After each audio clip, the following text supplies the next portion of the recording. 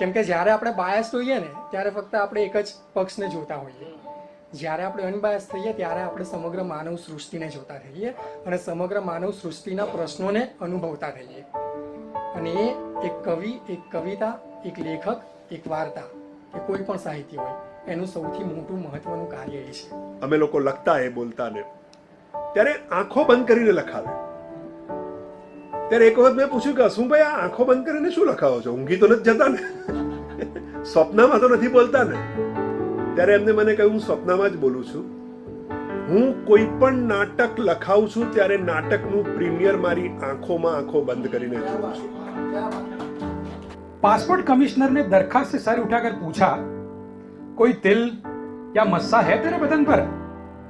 जन्म निशानी कोई निशान जो मिट न सके? चंद मिनट कुछ सोचा, फिर सरदार ने यकदम शर्ट उतारी. आग का एक निशान है सर जी, सन 84 का. ये मिट नहीं सकता. दिस इज व्हाट गुलजार साहब इज.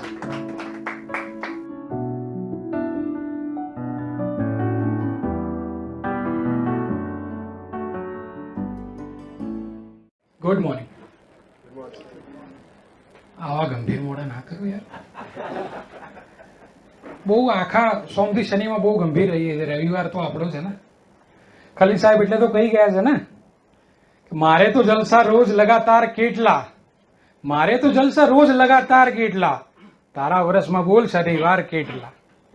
શનિવાર રવિવારમાં જીવીએ છીએ આપણે, બાકી તો તમને બધાને ખબર જ છે કે આપણે શું કરીએ છીએ. બધાનું ખૂબ જ સ્વાગત છે. ગઈ વખતે પણ જે મેં કીધેલું એ જ વખતે મને ફરી કહેવાનું મન થાય છે કે રવિવાર એક એવો દિવસ છે કે ઘણી બધી તમારી બીજા જે એન્ગેજમેન્ટ્સ હોય એમાંથી તમે સમય કાઢીને અહીંયા આવ્યા. પહેલાં પોતાની જાત માટે તાળી પાડો. આ બહુ જરૂરી છે. આપણને એ શીખવાડવામાં આવે છે કે ભાઈ એપ્રિશિએટ કરો, એપ્રિશિએટ કરો. આપણે બધાને એપ્રિશિએટ કરીએ છીએ, આપણી જાતને જ કરવાનું ભૂલી જવાય છે ઘણી વાર. ક્રોસવર્ડમાં આવીએ ને એટલે મને હંમેશા મરીશ સાહેબનું એક શેર યાદ આવે કે મરીશ સાહેબ લખીને ગયા હતા કે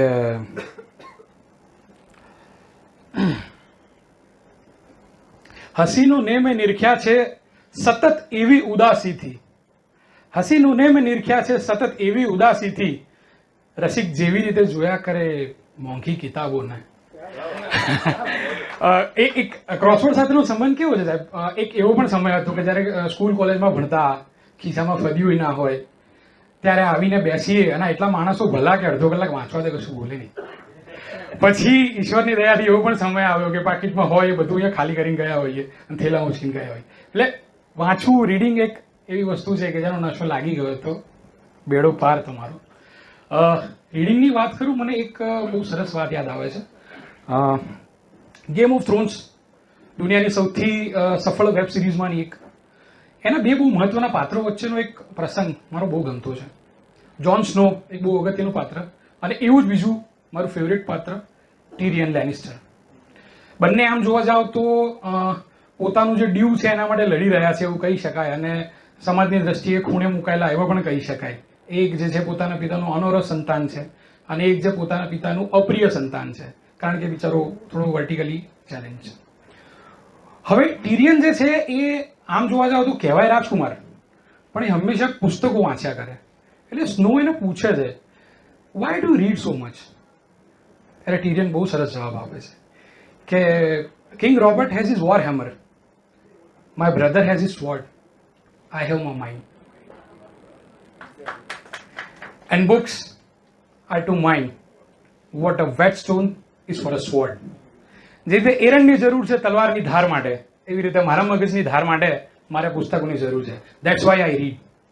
અને પછી એક બહુ પ્રિય ડાયલોગ છે જે કદાચ ગુજરાતમાં બોલાય કે નહીં ખબર નહીં. I drink and I know things, that's what I do. આમ તો અમે પીપીએમમાં અમારી જે બીજી ઇવેન્ટ છે જેની અંદર અમે ઓપન માઇક, કવિતાઓ, ગઝલો અને એની બધી વાતો કરતા હોઈએ છીએ. મોટાભાગે શેરો શાયરીની વાત આવે એટલે પ્રેમ અને સુમાળી વાતો બહુ થાય. પછી એમ થયું કે ઓગસ્ટ મહિનો છે, ઓગસ્ટ જનરલી આપણે ક્રાંતિનો મહિનો કહેતા હોઈએ છીએ અને એમાં જબરજસ્ત ક્રાંતિઓ થઈ છે. તો એમ થયું કે ચલો કંઈક એવી વાત કરીએ કે જે થોડી જેમાં પ્રશ્નો પૂછી શકાય. અત્યારે કલ્ચર છે નહીં પ્રશ્નો પૂછવાનું, તકલીફ છે, અને એમાં અણિયાળા પ્રશ્નો પૂછો તો ભગવાન બચાવે તમને. ક્યાં ગયો દિલીપ? મેં કોઈનું નામ નથી લીધું ભાઈ, દિલીપને બિચારાને બહુ સાચવવું પડે. ઓકે, તો આજની જે પહેલી આપણે બુક છે ગુલઝાર સરની, પાજી નઝમે. ગુલઝાર સાહેબની વાત કરું તો શું કહી શકું એમના વિશે? તો એવું તો શું હોય કે જે એમના વિશે ક્યારેય ના કહેવાયું ને આપણે કહીએ, એવું તો કદાચ કંઈ જ નહીં હોય. પણ હું મારી એક અંગત વાત કરું તો મને એવું લાગે કે કદાચ જો આ દુનિયાનો રચયિતા કે ઈશ્વર અગર હોય તો, અત્યારે થોડા એના હોવા સામે પણ મને પ્રશ્નો થઈ રહ્યા છે, પણ અગર જો ક્યાંક હોય અને એને આપણી સાથે કંઈક સંવાદ કરવો હોય અને જો કોઈક વોઇસ મીડિયમની જરૂર પડે ને, તો મારી દ્રષ્ટિએ ગુલઝાર સાહેબથી વધારે સારો અવાજ કોઈ નહીં હોય. ગુલઝાર સાહેબના સંઘર્ષના દિવસોની એક બહુ સરસ વાત કે જે એમના ખુદના કહેવા પ્રમાણે એમના જીવનનો ટર્નિંગ પોઈન્ટ બનેલી. બસ એક નાનકડી વાત અને પછી આપણે આગળ વધીએ. ગુલઝાર સાહેબ એવું કહેતા કે પાર્ટીશન પછી જ્યારે અમે પહેલી વાર કે પિતાજી સાથે અમે ભારત આવ્યા, એકચ્યુઅલી મૂળ દીના પાકિસ્તાનમાં જન્મેલા અને એમના ફાધરનો ક્લોથ્સના મર્ચન્ટ હતા એમના ફાધર. તો કે અમારે ઘરની વ્યવસ્થા એવી હતી કે મારે રાત્રે ઘરે હું ન ઊંઘી શકું, મારે દુકાને ઊંઘવા જવું પડે.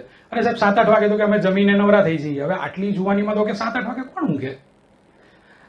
તો એ એવું કરતા કે ત્યાં નજીકમાં કોઈક મેકશિફ્ટ લાઇબ્રેરી જેવું હતું, જેની અંદર 4 આના 8 આનામાં અઠવાડિયું 15 દિવસ માટે પુસ્તકો વાંચો, તમારે મન ફાવે એટલા પુસ્તકો તમે લઈ જઈ શકો. સાહેબ અમને તો જાસૂસી થ્રિલર અને બધું વાંચવાનો એમને નવો નવો શોખ ચડેલો. રોજ સાંજે જાય, બુક લઈ આવે ને સવારે પાછી આપે. રોજ સાંજે જાય અને બુક ખતમ કરે ને પાછી આપે. લાઇબ્રેરી વાળાને થયું કે આ તો ખોટનો સોદો છે, આ ના ચાલે. કંટાળી ગયો. એણે એકવાર ઉપરથી ધૂળ ચડેલું એક ખોખું જે થોથા જેવું હતું એ કાઢ્યું, લે આ લઈ જાય. ગુલઝાર સાહેબ કહે છે કે એ બુક હતી ગાર્ડનર બાય રવિન્દ્રનાથ ટાગોર. સાહેબ એવું કહે છે કે એ પહેલી બુક એવી હતી કે જેને ચોરીની કક્ષામાં મૂકી શકાય કે એ બુક મેં ક્યારેય પાછી ના આપી. And that was the book કે જેને મારી લાઈફ ચેન્જ કરી નાખી. કે that's how he started liking Rabindranath Tagore, અને એમની આખી જે રીડિંગની પેટર્ન હતી આખી ચેન્જ થઈ ગઈ. અને અત્યારે જે છે એ બનવાની શરૂઆત કદાચ ખુદ એમના પોતાના શબ્દોમાં એવું કે એમણે કીધું છે કે જ્યારે એ પેલી કબાટ પરથી થોથું ઉતારતો હતો ને, એ ધેટ વેરી મુમેન્ટ એ મારી લાઈફ બદલી રહ્યો હતો. ઇવન એને પણ નહોતી ખબર. પાજી નઝમેની વાત કરું, સાહેબની તો ઘણી બધી પુસ્તકો. સાહેબ સાથે એક આપણે જાણે અજાણે મોટા ભાગે એવો અન્યાય થયો છે કે ગુલઝાર સાહેબ એટલે કોણ? તો કે ભાઈ ફિલ્મ ડિરેક્ટર કે લિરિસિસ્ટ, તેરી બાતો મેં કે ઇમામ की खुशबू है, ચૈયા ચૈયા એન્ડ વોટ નોટ. પણ ગુલઝાર સાહેબના અમારા જેવા જે ચાહકો છે એમને તમે પૂછો તો અમે તમને એમ કહીએ કે ખરા ગુલઝારને જાણવા હોય ને તો એમને લખેલા પુસ્તકો વાંચો, એમની લખેલી નોન ફિલ્મી કવિતાઓ, નઝમો વાંચો. નઝમોનો બાદશાહ છે સાહેબ આ માણસ. અને એમાં પણ પાજી નઝમેને એક વાક્યમાં કહીએ ને તો સળી કરીને ભાગી જવું એવી કવિતાઓ છે. સરફેસ પર કંઈક ઓર હોય, અંદર કંઈક ઓર હોય. કારણ કે સીધે સીધું કહી શકાય એટલે સીધે સીધું કહેવાની મજાય નથી, અને સીધે સીધું કહેવામાં અત્યારે સલામતી નથી. ઓકે, તો પાજી નઝમે વિશે વાત કરશે અર્પણ ક્રિસ્ટી સર. અને અર્પણભાઈ વિશે જે કોઈ ગુજરાતી, હિન્દી, ઉર્દુ અને ઇંગ્લિશ કવિતાઓ, ગઝલોના ચાહક છે એમના માટે આ નામ અજાણ્યું નથી. સાહિત્ય વર્તુળોની જે પેલી બધી ખેંચાખેંચ હોય છે એમાં કોઈમાં પડ્યા વગર કે કોઈની પ્રમાણભૂતતાની જરૂર વગર એ માણસ પોતાની જાતે આગળ વધ્યો છે. અને અમે એટલા નસીબદાર છીએ કે અમારા સંકટ સમયની સાંકળ જેવા છે. જ્યારે અમે કંઈ પણ ક્યાંક અટવાઈએ, કંઈ પણ અમારે જાણવું, કરવું હોય, સમજવું હોય તો he is always there for us. આ ઇવેન્ટની વાત થઈ ત્યારે અમે પણ એમ કીધું કે ગુલઝાર સાહેબ વિશે બોલવું છે તો એમનાથી વધારે યોગ્ય વ્યક્તિ અમારી જાણમાં કોઈ નહોતું. અર્પણ સરને બોલાવું એની પહેલાં જો તમે એક પરમિશન આપો તો ફક્ત 1 મિનિટ લાગશે. મારે કેમ આ કવિતા વાંચવી છે એ પણ હું તમને કહું. તમે છેલ્લે એવી કઈ કવિતા વાંચેલી કે જેની અંદર કવિતાની અંદર આઇન્સ્ટાઈનનો થિયરી ઓફ રિલેટિવિટી આવતી હોય, મેં તો નથી વાંચી સાહેબ. એક નાનકડી કવિતા, એક શેર, અને પછી આપણે અર્પણભાઈને સાંભળીએ. આ જે કવિતા છે એ ન્યુયોર્કનું એક સ્પિલ વર્ડ્સ કરીને ખૂબ પ્રખ્યાત ડિજિટલ મીડિયમ છે કે જે કન્ટેમ્પરરી ઇંગ્લિશમાં લખતા કવિઓ વિશે વાત કરે છે, એમની કવિતાઓ પ્રકાશિત કરે છે. એમાં સાહેબ ગુજરાતના એક કવિને યુએસની અંદર આવડું મોટું માન મળ્યું હોય એવા મારા ધ્યાનમાં બહુ ઓછા કિસ્સા બન્યા છે. થોડીક તાળી એમના માટે તો પાડો. તાળીઓ ચાર્જેબલ બેઝિસ પર નથી. ઓકે, હું આવું કવિતા પર. હરપણભાઈ લખે છે કે સી મારું ઇંગ્લિશ એટલું સારું નથી પણ એમના શબ્દોની તાકાત છે કે તમારા સુધી પહોંચી જશે. Relatively mind is more understanding than brain. My weak brain was not able to understand Einstein's theory of relativity. Then you entered in my life, being my professor. And in no time, our relationship got very close. You a professor with a great caliber who knew that one can understand theory clearly if it will be explained practically. And then, suddenly one day, you didn't come in the class of life. Alone, I sat in class waiting for you. When seeing outside of window, my mind found that during my frozen moments, many years have been passed in the world. And suddenly my mind started realizing that this is what Einstein's theory of relativity was. Relatively, mind is more understanding than brain. અને આ જ માણસ જ્યારે ગુજરાતીમાં લખે ત્યારે કેવા અદ્ભુત શેર આપે છે જુઓ. લોહી સાથે માય એનામાં વહે, લોહી સાથે માય એનામાં વહે, બાળ ખાલી દૂધ કઈ ધાવે નહીં. લોહી સાથે માય એનામાં વહે, બાળ ખાલી દૂધ કઈ ધાવે નહીં. ને જિંદગીમાં તું કશું મિલાવ ના, જિંદગીમાં તું કશું મિલાવ ના હોય ને ઓન ધ રોક્સ તો ફાવે નહીં. પ્લીઝ વેલકમ અર્પણભાઈ, અર્પણ ક્રિસ્ટી સર. ગુડ મોર્નિંગ અને બધાનું વેલકમ. Thank you Kevarbhai. જ્યારે વાત થઈ કે આપણે કોઈક બુક વિશે બોલવું છે, કોઈક પુસ્તક વિશે, એટલે જનરલી કેવું હોય કે આપણે એ જ પુસ્તક વિશે અથવા એમના વિશે જ વધારે સારી રીતે બોલી શકીએ કે જેમને આપણે ઓળખતા હોઈએ, કે જેમને આપણે વધારે વાંચેલા હોઈએ. એટલે મારા મગજમાં સૌથી પહેલું એક જ નામ ક્લિક થયું કે ગુલઝાર. અને આની પાછળ એક આખી લાંબી સ્ટોરી છે. જેમ કેયુરભાઈએ વાત કરી કે હું લખતો થયો તો લગભગ 20-22 વર્ષથી જ્યારે લખતો થયો તો એની પાછળનું પણ ઇન્સ્પિરેશન ગુલઝાર સાહેબ જ છે. કેમ કે એમને સૌથી વધારે વાંચ્યા, એમને સૌથી વધારે સાંભળ્યા અને ત્યારથી આ એક જર્ની ચાલુ થઈ. તો એમના વિશે પુસ્તક વિશે બોલવાનું હતું તો ઓબ્વિયસલી કે એમનું જ કોઈક પુસ્તક હું પસંદ કરે. અને ઘણા બધા, જેમ કેયુરભાઈએ કીધું, ગુલઝાર સાહેબના ઘણા બધા પુસ્તકો છે, નઝમના, ગીતોના, ઇવન એમના મૂવીઝની જે સ્ક્રીન પ્લેસ છે એના પણ પુસ્તકો અવેલેબલ છે. પણ પછી મેં પસંદગી ઉતારી પાજી નઝમી પર. આ એમનું કવિતાનું છેલ્લું પુસ્તક આ પ્રકાશિત થયું. એ પછી કવિતાનું પુસ્તક કોઈ પ્રકાશિત એમનું થયું નથી 2017માં. એમની આગળની જે કવિતાઓના પુસ્તક છે એના કરતાં કઈ રીતે અલગ છે એની આપણે આજે વાત કરીએ. અને એ વાત કરતાં પહેલાં કવિતા, તો કવિતા માટે મારી એક વાત કરવી છે. We don't read and write poetry because it's cute. We read and write poetry because we are members of the human race. And the human race is filled with passion.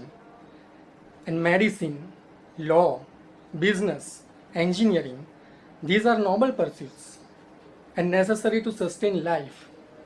But poetry, beauty, romance, love, these are what we stay alive for. Dead Poets Society 1989નું movie, Oscar winning. અને એમાં professor kits એમના વિદ્યાર્થીઓને કવિતા વિશે, literature વિશે સમજાવતા dialog કહે છે. એટલે કવિતા જ્યારે આપણે એક બહોળા સંદર્ભમાં વિચારીએ તો એવું થાય કે લિટરેચરના જે અલગ અલગ પ્રકાર છે, જેમાં વાર્તા આવી ગઈ, નાટક આવ્યા, નવલકથા, નવલિકા, કવિતા, તો શા માટે કવિતા એ અલગ છે? તો મારા મતે કવિતા જે છે ને એ આપણે જે પણ જીવીએ છીએ, જે ક્ષણો, એને જો આપણે બહુ સારી રીતે ઓબ્ઝર્વ કરતા શીખી જઈએ ને તો એ દરેક ક્ષણમાં એક કવિતા છે. ખાલી તમારે એ દ્રષ્ટિથી જોવાની જરૂર છે. એટલે દરેક માણસ એક કવિતા જીવે જ છે. ફર્ક એક કવિમાં અને કવિતામાં એટલો જ હોય છે કે કવિ છે એનું ઓબ્ઝર્વેશન થોડુંક વધારે સ્ટ્રોંગ હોય છે અને એને એ પોતાની રીતે એક્સપ્રેસ કરી શકે છે. તો આજે આપણે જ્યારે વાત કરીએ કવિતાની અને ગુલઝાર સાહેબની પાજી નઝમીની, તો આમ પાજી નઝમી નામ જ એવું છે કે જેમાં પાજી, એટલે આમ જોવા જાવ તો પાજી એટલે જે પેલું શરારતી, એક સ્ટડી કરે એવું હોય એવા પ્રકારની કવિતાઓ. અચ્છા, હવે નઝમ અને નોર્મલ આપણા મોટાભાગે ગુજરાતમાં મેં એવું માર્ક કર્યું છે કે કવિતા એટલે એનું એક સેચ્યુરેશન પોઈન્ટ આવે એવું છે કે ગઝલ. ગુજરાતમાં અત્યારે એક એવું માનસ થઈ ગયું છે મુશાયરાઓ અને સોશિયલ મીડિયાના માહોલ થકી કે ગઝલ એટલે કવિતા, ત્યાંથી આગળ વિચારવાનું બહુ બંધ થઈ ગયું છે. એટલા માટે મેં ગુલઝાર સાહેબની નઝમની પુસ્તક વિશે વાત કરવાનું વિચાર્યું. નઝમમાં જે ફ્રી વર્સ આપણે કહીએ, ફ્રી વર્સ પોએટ્રી, એ ફ્રી વર્સ પોએટ્રી છે ને, પોએટ્રીના જે અલગ અલગ પ્રકાર છે હું થોડા ઉપર છેલ્લી જ માહિતી આપું કે મોટા ભાગે પોએટ્રી પહેલાં એવી હતી જે જ્યારથી શરૂઆત થઈ કે એક બંધારણમાં લખાય, દરેક વસ્તુનું એક બંધારણ હોય, જેમ ડ્રામા છે, વાર્તા છે, એ પ્રમાણે પોએટ્રીનું. 1886માં ફ્રાન્સમાં અમુક 3-4 પોએટ ભેગા થયા અને એમણે એ વખતના સંદર્ભ, એ વખતના પરિપ્રેક્ષ્યમાં ફ્રી વર્સ, એને એ લોકોએ કહ્યું વર્સ લિબર. ત્યારથી આ શરૂઆત થઈ અને પછી તો એના ઘણા બધા એડેપ્ટેશન અલગ અલગ યુએસમાં થયા અને વર્લ્ડ લિટરેચરમાં થયા. ફ્રી વર્સ પોએટ્રી આગળ વધી. ફ્રી વર્સ પોએટ્રીની એક એટલે મતલબ જે પુલિત્ઝર પ્રાઇઝ આવે છે, તો એમાં અત્યાર સુધી એવું છે કે મોસ્ટલી એ પ્રાઇઝ મળ્યું છે તો એ ફ્રી વર્સ પોએટ્રીને મળ્યું છે. તો એટલે આપણે આ નઝમ વિશે જોવું છે. અને અચ્છા, ગુલઝાર સાહેબનું જેમ કેયુરભાઈએ કહ્યું કે ગુલઝાર સાહેબ વિશે તો શું કહેવાનું હોય એમ, પરંતુ એક બહુ અજાણી વાત એવી પણ છે કે આજની તારીખમાં ગુલઝાર સાહેબે આટલી ફિલ્મ બનાવી, આટલા પુસ્તક એમના છે, તે છતાં આજની તારીખમાં પણ ઉર્દૂ સાહિત્યમાં એક આખો વર્ગ એવો છે જે એમને શાયર નથી માનતું અને એમની કવિતાઓને કવિતા નથી માનતું. અને આ એમણે જાતે જ્યારે એમની પ્લુટો આની પહેલાં રિલીઝ થઈ ત્યારે એના ઇન્ટરવ્યૂમાં એમણે કહ્યું હતું કે પ્લુટો નામ કેમ આપ્યું, તો એમણે કહ્યું પ્લુટો એ બિચારો એવો એક ગ્રહ છે કે હવે તો ગ્રહ પણ નથી એમ. કે વૈજ્ઞાનિકોને લાગ્યું કે ભાઈ આ ગ્રહ છે તો ગ્રહમાં ગણના કરી લીધી, પછી લાગ્યું કે આ તો ચાલુ ધારા ધોરણથી અલગ છે તો કે એને હટાવી દો ગ્રહની બહાર. તો કે મારી આ કવિતાઓનું મારું પણ એવું છે કે ક્યારેક એ લોકોને લાગે કે હું શાયર છું તો મને શાયરમાં ગણે છે, શાયર નથી તો નથી ગણતા. તો આ એવી કવિતાઓ હતી કે જે નાત બાર કહી શકાય આપણા ગુજરાતીમાં, એનું કલેક્શન પ્લુટો. અને આ પાજી નઝમ એવી કવિતાઓ છે કે જેને પણ કવિતા કદાચ હજુ લોકો ગણતા નથી ઘણા ત્યાંના વર્તુળમાં, પણ આ કવિતાઓ વિશે આપણે આજે વાત કરીએ. અને એ કવિતાઓ પર જતાં પહેલાં એમાંની જે કવિતા, એનાથી આઈડિયા આવશે કે આ પુસ્તકમાં જે અલગ અલગ રેન્જ છે કવિતાઓની એ શું છે. મોટાભાગે કેવું હોય કે કવિ હોય ને તો એ દરેક સમયમાં જ્યારે પણ એ કવિતા લખતો હોય તો એ સમયની એની જે અનુભૂતિ હોય ને એ અનુભૂતિમાં એ એક અલગ વ્યક્તિ હોય, પણ એ અલગ વ્યક્તિ એ વિચાર થકી હોય. એ સમયે એને કયા વિચાર આવ્યા એ પ્રમાણેની એ કવિતા હોય. એટલે સંદર્ભ બદલાય, સમય બદલાય, એમ એના એક્સપ્રેશન બદલાય. અચ્છા, કવિ એક એવું વ્યક્તિત્વ છે ને કે જે આપણને બધાને, હું વખતે એવું થતું હોય, જેમ કેયુરભાઈએ કહ્યું કે અત્યારના સમયમાં મને પ્રશ્ન થાય છે કે ચાલો ભગવાન છે, તો આપણે એક જે વાતાવરણમાં ઉછરેલા હોય કે ભાઈ ઈશ્વર તો છે જ શરૂઆતથી, તો હવે આવા જ્યારે પ્રશ્નો થાય ત્યારે શું કરે, તે ઈશ્વરને સવાલ કરે. તો એવી એક નઝમ છે कि मैं जितनी भी ज़बानें बोल सकता हूँ वो सारी आजमाई है, मैं जितनी भी ज़बानें बोल सकता हूँ वो सारी आजमाई है, खुदा ने एक भी समझी नहीं अब तक. ना वो गर्दन हिलाता है ना वो हकारा ही देता है. कुछ ऐसा सोचकर शायद फरिश्तों से ही पढ़वा ले, कभी मैं चांद की तख्ती पे लिख देता हूँ कोई शेर गालिब का, तो धो देता है या उसको कुतर के फांक जाता है। पढ़ा लिखा अगर होता खुदा अपना, पढ़ा लिखा अगर होता खुदा अपना, ना होती गुफ्तगू तो कम से कम चिट्ठी का आना जाना तो रहता। એટલે આમ જ્યારે તમે પહેલી વાર વાંચો ત્યારે તમને કંઈક અલગ સંદર્ભ લાગે કે અચ્છા ગાલિબની વાત છે ખુદા સાથે, પણ 2-3 દિવસ જ્યારે તમારા ઝહેનમાં કે તમારા મનમાં નઝમ ઉતરે, સમજો, પછી ક્લિક થાય કે ઓહો કે આ એક કયા લેવલે ઈશ્વરને ફરિયાદ કરે છે. એટલે આ પુસ્તકની અંદરની બધી નઝમ આ પ્રકારની છે કે જે ઉપરનું એક લેવલ અલગ હોય પણ એનું સબટેક્સ છે ને એ આખી ડિફરન્ટ હોય અને એ સબટેક્સ પકડતા તમને શીખવાડે છે. એટલે કવિતાનું પુસ્તક કેમ વાંચવું જ્યારે,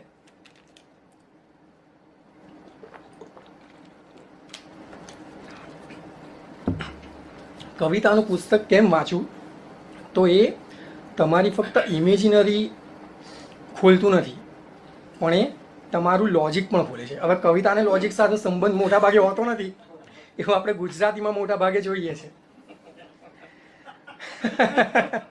પણ ઘણા કવિઓ અને એ લોકો પણ એ મતલબ તમારી ઇમેજરી, હું અહીંયા ફરવા આવ્યો છું ને અંતે બધું ચાલતું હોય એવું. હવે કવિ જ્યારે લોજિકલ વાત કરે ને ત્યારે એને સમજવી અઘરી પડી જાય. એટલે એને જ્યારે તમારે સમજવી હોય ત્યારે એને તમે જ્યારે પોતાનામાં ઉતારો ને તો તમારું એ લોજિક ખુલતું જાય. એટલે આમાં પાછી એવી પણ કવિતાઓ છે જે તમારા લોજિકને પડકારે, તમને અનબાયસ થયા વગર સાંપ્રત સમયમાં ચાલતી ઘટનાઓને તાદ્રશ્ય અનુભૂતિ કરાવવા માટે સક્ષમ બનાવે. અને આ બહુ જરૂરી છે.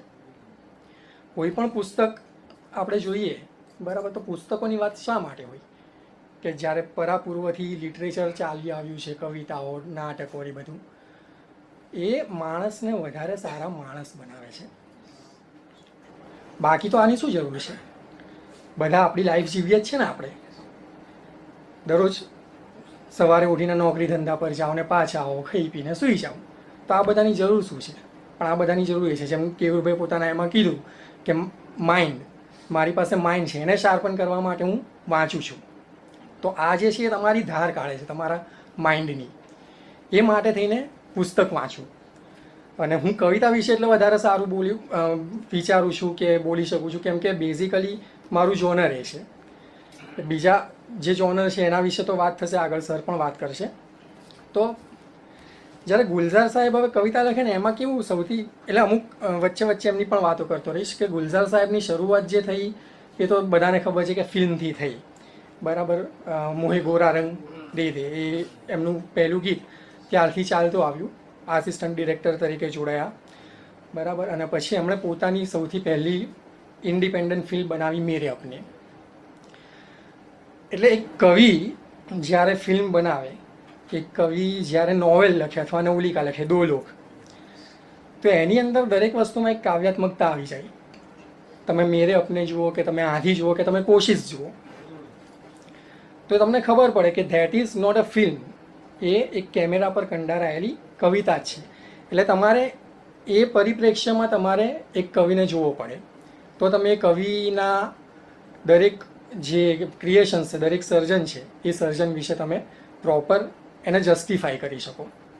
તો એમણે એ શરૂઆત કરી, એ પછી આવ્યા, એમણે પોતાની એક સમય એવો આવ્યો કે એમને થયું કે હવે મારે જે મારું એક્ઝેક્ટ છે પોએટ્રી છે તો એની પર કામ કરવાનું. એટલે પછી એમણે પોતાના પુસ્તકો પણ સાથે સાથે થતા રહ્યા.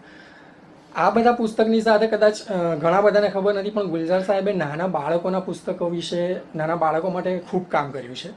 તો એમાં એમની બોસ્કી, એમની દીકરી, એમના નામ પરથી બોસ્કિયાના સિરીઝ આખી છે જે નાના બાળકો માટેની પોએટ્રીની છે. એટલે મધુભાઈ, આપણે જે નાના બાળકો છે એમની માટે તમે એ પુસ્તકો પણ લઈ શકો. જંગલ જંગલ બાદ ચલીએ પતા ચલાય છે એમનું નાના બાળકો માટેનું ફેમસ ગીત, બરાબર છે. તો આ પ્રકારના ને બીડી જલાઈ લે જીગર સે પિયા, આવું જ્યારે એક આઇટમ સોંગ લખી શકતા હોય તો આપણને એમ થાય કે આ માણસ આવા સોંગ લગે છે એની પોએટ્રીમાં શું હોય મતલબ એમ. પણ એ અને આ એ બંનેમાં જે ડિફરન્સ છે એ તમે પામો જ્યારે તમે આ વાંચો. અને પછી આ વાંચ્યા પછી જ્યારે તમે બીડી ચલાવીને સાંભળો ને તો તમને ખબર પડે કે એમાં શું પોએટિઝમ છે, રાઈટ. કેમ કે જ્યારે એક કેરેક્ટર માટે પોએટ્રી લખાતી હોય તો એ કેરેક્ટર કેવી રીતે વિચારે છે એ વિચારાય. એટલે જ્યારે એક ગુંડો હોય તો એમ ના કે શું એક સંધ્યા આવી રહી છે અને સૂરજ એના રંગ પાથરી રહ્યો છે, બરાબર. એ જે કેરેક્ટર છે ગુંડો છે એની રીતે જ વિચારે. એટલે એ એવું લખે કે ગોલી માર ભેજે મેં, કેમ કે એ ગેંગસ્ટર ગાય છે. તો એ બધું સમજવા માટે તમારે એમનું પુસ્તક વાંચવા પડે, એમની કવિતા વાંચવી પડે. હવે આ કવિતાઓની અંદર મેં કીધું ને એમ, જે આ પહેલી નઝમ મેં વાંચી તો એની અંદર ઈશ્વર પ્રત્યે એક વાત કરી છે. મોટાભાગના પુસ્તકો, કવિતાના પુસ્તકોમાં શું થતું હોય કે એક પર્ટિક્યુલર સબ્જેક્ટ આવી જાય. મોટાભાગની કવિતાઓ તમને એ સબ્જેક્ટ પર જ જોવા મળતી હોય, બરાબર. ગુલઝાર સાહેબના પુસ્તકોમાં આ પુસ્તકમાં એક મોટો ડિફરન્સ એ છે કે આની રેન્જ છે ને એ બહુ વિશાળ છે. જ્યાં ચાલુ થઈ ઈશ્વરથી ચાલુ થાય છે, ત્યાંથી પછી એમના પર્સનલ અનુભવો આવે, પ્રેમની વાત આવે, સેપરેશનની વાત આવે, ત્યાંથી લઈને અચ્છા ઘણી વખત આ કેવું બનતું હોય કે આપણે કોઈક જગ્યાએ ગયા, હું આવ્યો ત્યારે જયભાઈ એક વાત કીધી કે તમે ઇન્ડિયન ટાઈમ પ્રમાણે ના આવ્યા. તો મોટા ભાગે જનરલી એવું થતું હોય છે કે ઇન્ડિયન ટાઈમની એક ડેફિનેશન હોય છે કે થોડુંક લેટ, બધી વસ્તુ લેટ. અને એક વ્યક્તિ જ્યારે એક કવિ જ્યારે કોઈક જગ્યાએ જવાનું હોય એ ટાઈમના પાબંદ બહુ છે ગુલઝાર સાહેબ. એમની થોડી પર્સનલ વાતો હું વચ્ચે વચ્ચે કરું કે દરરોજ સવારે પણ એ આજની તારીખમાં 4 વાગે ઉઠી અને જીમખાનામાં ટેનિસ રમવા જાય છે. અને રિસન્ટલી કદાચ ગયા વર્ષે જ એમણે એક ટેનિસનું ઇન્ટર જીમખાના ચેમ્પિયનશિપ પણ જીતી એટ ધ એજ ઓફ 88. એટલે આ રીતની જે વ્યક્તિ હોય, હવે એ જ્યારે રાહ જોતી, અને આપણને બધાને ખ્યાલ છે કે જ્યારે આપણે ફ્લાઇટ પકડવાની હોય ને તો એકવાર તમે ચેક ઇન થઈ જાઓ ને પછીનો માહોલ એવો હોય ને કે ક્યારે ફ્લાઇટ આવે ને ક્યારે હું બેસું, કેમ કે તમારી પાસે કરવા જેવું બીજું કશું હોય જ નહીં, બરાબર. અને આવામાં જો તમારી ફ્લાઇટ એમ કે ભાઈ 3 કલાક કે 2 કલાક લેટ છે તો સામાન્ય માણસ આપણા જેવા હોય તો બિચારા શું કરે, મોબાઈલમાં છેડે કે આપણે બહુ મોબાઈલ પણ તમે 5-15 મિનિટ કરો એટલે પછી એનું બી સેચ્યુરેશન આવી જાય, બરાબર. તો આવે જે મુદ્દાઓ છે ને એને અમે આવા પકડ્યા છે આ બુકમાં. અને એમાંથી તમને ખબર પડે કે એક કવિતા એ કયા લેવલ સુધી જઈ શકે અને કેવા લેવલે એક ચાબખો મારી શકે. તો એ હું ખાલી જસ્ટ એની 2-3 લાઈન વાંચીને તમને એનું એ આવશે આઈડિયા. આખી નઝમ નથી વાંચતો, એમાંથી ફક્ત એનું એબ્સ્ટ્રેક્ટ વાંચ્યું છે એટલે તમને આઈડિયા આવે. 15 मिनट को 3 हिस्सों में काटो, 15 मिनट को 3 हिस्सों में काटो, 5 मिनट के 3 हिस्से होते हैं. 5 को काटो 3 और 2, 2 को फिर 1 बचेगा.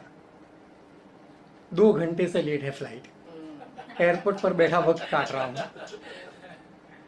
હવે આની આગળ આખું એક બે પેરા છે, એ જ્યારે તમે વાંચશો ત્યારે થોડી વધારે આઈડિયા આવશે. હું આખી નથી એટલે વાંચતો કે તમે વાંચો બુક લઈને. તો આ પ્રકારે આપણે સામાન્ય તો શું થાય કે આપણે બેઠા છીએ કે આપણે લેટ છે ફ્લાઇટ આવી, તો આપણે એને કેવી રીતે તમે ડિસ્ક્રાઇબ કરો. પણ જ્યારે એ ડિસ્ક્રાઇબ કરે તો એને તમે જ્યારે વાંચો ને ત્યારે તમે, હવે આ ખાલી ડિસ્ક્રિપ્શન વખત કાઢનાનું નથી, પણ એક આડકતરો કટાક્ષ છે કે જ્યારે તમે 35,000-50,000ની ટિકિટ લઈને જતા હો, સર્વિસ માગતા હો, અને ત્યારે આવું લેટ થાય તો શું થાય. એટલે આવા કટાક્ષ એક એવી વ્યક્તિ જ મારી શકે જે આ બધું અનુભવીને બેઠો હોય ને જેનામાં એ કરવાની હિંમત હોય. આ હિંમતનો બહુ મોટો સવાલ છે પાછો, કેમ કે અત્યારના સમયની અંદર સવાલો પૂછવાના નહીં એવું છે. તમે સવાલ પૂછો ને એટલે તમે એક અલગ કેટેગરીમાં આવી જાઓ. ગુલઝાર સાહેબ બિચારા 1971થી ને પહેલાંથી સવાલ પૂછતા આવ્યા છે, અનબાયસ થયા વિના. એટલે જ્યારે એમના પુસ્તકો પણ આપણે વાંચીએ ને તો આપણને ખબર પડે કે આપણે પણ ક્યારેક જરૂર હોય ત્યારે સવાલ પૂછી લેવાના. કોઈ વ્યક્તિ અથવા કોઈ પણ વસ્તુને એક ઈશ્વરના લેવલે ના બેસાડે, તો ઈશ્વરની સવાલ કરવા પડે. આ તો ડાયરેક્ટ ઈશ્વરને સવાલ કરે છે, તો પછી વ્યક્તિને સવાલ કરવા તો શું વાત છે. એટલે એ બધા માટે આપણે આ વાંચવું પડે. હવે મેં કહ્યું એમ ઈશ્વરને તો સવાલ એમણે કર્યા, એ પછી એક મારી બહુ ફેવરિટ નઝમ છે આમાં, જે મેં કહ્યું એ પ્રમાણે કે એક એમના જ પર્સનલ અનુભવ છે, અથવા કોઈ પણ કવિ હોય, મતલબ એમને એક ઇન્ટરવ્યૂમાં એમણે કહ્યું હતું, એમને પૂછ્યું હતું જ્યારે કે કવિ મોટા ભાગે ઉદાસી પર કેમ લખતા હોય, અથવા એવી એક માન્યતા છે કે ઉદાસ હોય એ કવિ બને.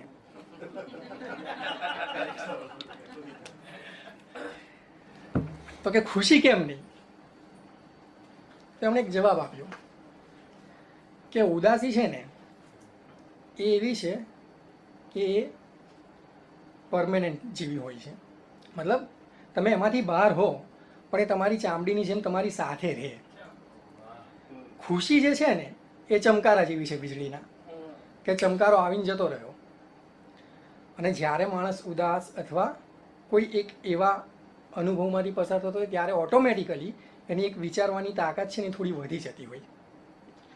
તમે ખુશીની અંદર જે લેવલે નહીં વિચારો એ લેવલે તમે જ્યારે પોતાના સોલિટ્યુડમાં હશો કે એકાંતમાં હશો ત્યારે વિચારી શકશો. તો એવી એક આમાં બહુ સરસ નઝમ છે. આ નઝમો હું જે વાંચું છું સિલેક્ટ કરીને એટલા માટે કે જેનાથી તમને પુસ્તક વિશે આઈડિયા આવે અને તમને ખબર પડે કે શા માટે આ પુસ્તક વાંચવું. બહુ મારી પ્રિય અને કદાચ અહીંયા બેઠેલા ગુલઝારના મોટા ભાગના ચાહકોની પ્રિય ગઝલ, डिक्लेरेशन. मैं जब लौटा वतन अपने, यहाँ कस्टम के काउंटर पर खड़े सरकारी अफसर ने मेरा सामान सब खोला, मेरे कपड़े टटोले, मुझसे पूछा भी कोई शय गैर मुल्की है जिसका लाना गैर वाजिब हो, कोई शय गैर मुल्की है जिसका लाना गैर वाजिब हो, बयाननामे पे लिख के दस्तखत कर दो. मैं सब कुछ ला नहीं सकता था तेरे मुल्क से लेकिन, मैं सब कुछ ला नहीं सकता था तेरे मुल्क से लेकिन मैं तेरी आरज़ू को रोक न पाया, मैं तेरी आरज़ू को रोक न पाया चली आई. मुनासिब तो नहीं फिर भी, मुनासिब तो नहीं फिर भी बयान नामे पे तेरा नाम लिख के कर दी है दस्तखत मैंने. હવે કવિતા ફક્ત આ 2 સ્ટાન્ઝામાં પતી ગઈ, તો વિશેષતા શું? આપણને એક ચોટ પણ આવી કે ઓહો, હવે કવિતા જ્યારે તમે 3, 4, 5 વખત વાંચો ને એટલે એની પૂર્વ ભૂમિકા સ્પષ્ટ થતી જાય. એટલે 2 પેરેગ્રાફની અંદર એ જે વણ કહેવાયેલી વાર્તા છે ને એ વાર્તા તમારા મગજમાં ખુલતી જાય કે પાસ્ટમાં શું થયું હશે. એટલે કવિતા જ્યારે કવિ લખે ત્યારે એક વસ્તુ એવી હોય કે એની પાછળની જે ઘટના, એની પાછળના જે સંદર્ભ હોય ને એ ધીરે ધીરે ખુલે. એ ખુલવા માટે તમારે તમારી આંખો, મનની આંખો, વિચારની આંખો તમારે ખુલ્લી રાખવી પડે, તો તમે એ પાછળની ઘટનાઓ કે એની સબટેક્સ્ટ એ પણ વાંચી શકો. એટલા માટે કવિતા વાંચવી જોઈએ. આ બીજું એક રીઝન છે. અચ્છા, હવે આ બુકની અંદર છે ને મેં કહ્યું એ પ્રમાણે એક તો ઈશ્વરની સામે સવાલ છે, આ રીતે પોતાના જે અનુભવ છે એ છે, બીજી ઘણી બધી સાંપ્રત સમયની અને એ વર્ગની વાત છે કે જે વર્ગ માટે અવાજ મોટાભાગના અત્યારના કવિઓ નથી ઉઠાવતા. દુષ્યંત કુમાર ને સાહિર ને એ બધા હતા, એ આખી ઘટના અલગ હતી, બરાબર. એટલે અત્યારના કવિઓ આવું લખતા હોય છે. ત્યારે તમારામાં એક હિંમત જોઈએ કે તમે એક સાંપ્રત સમયની લોકોની વ્યથા, લોકોના સવાલો પણ પૂછો. અને એ એક કોઈ પણ આર્ટ હોય, specially when it comes to literature, કવિતા કે કોઈ પણ લિટરેચરનો પ્રકાર લો, એક લેખક અને કવિની ફરજ પણ બને છે. તમે જ્યારે ભૂતકાળમાં જશો, વાંચશો જ્યારે હિસ્ટ્રી, કોઈ પણ મોટી ક્રાંતિ જોઈ લો, ફ્રેન્ચ ક્રાંતિ જોઈ લો કે કોઈ પણ ક્રાંતિ, એમાં સૌથી વધારે મોટો ફાળો હતો ત્યાંના લેખકો અને કવિઓનો. કેમ કે એ લોકો એ વખતની સ્થિતિને એ લોકોએ જાણી, એના વિશે સવાલો ઉઠાવ્યા, એ જે કચડાયેલા વર્ગ હતા એનો અવાજ ઉઠાવ્યો. કેમ કે કચડાયેલા વર્ગનો કોઈ અવાજ હોય જ નહીં, બરાબર. અવાજ કોનો હોય? અવાજ ફક્ત જે ટોપ પર બેઠેલા છે ને એ લોકોનો જ હોય. કચડાયેલા વર્ગનો અવાજ ઓલવેઝ, એ ચીસો પાડે ને તો એની ચીસો મૂંગી હોય, બરાબર.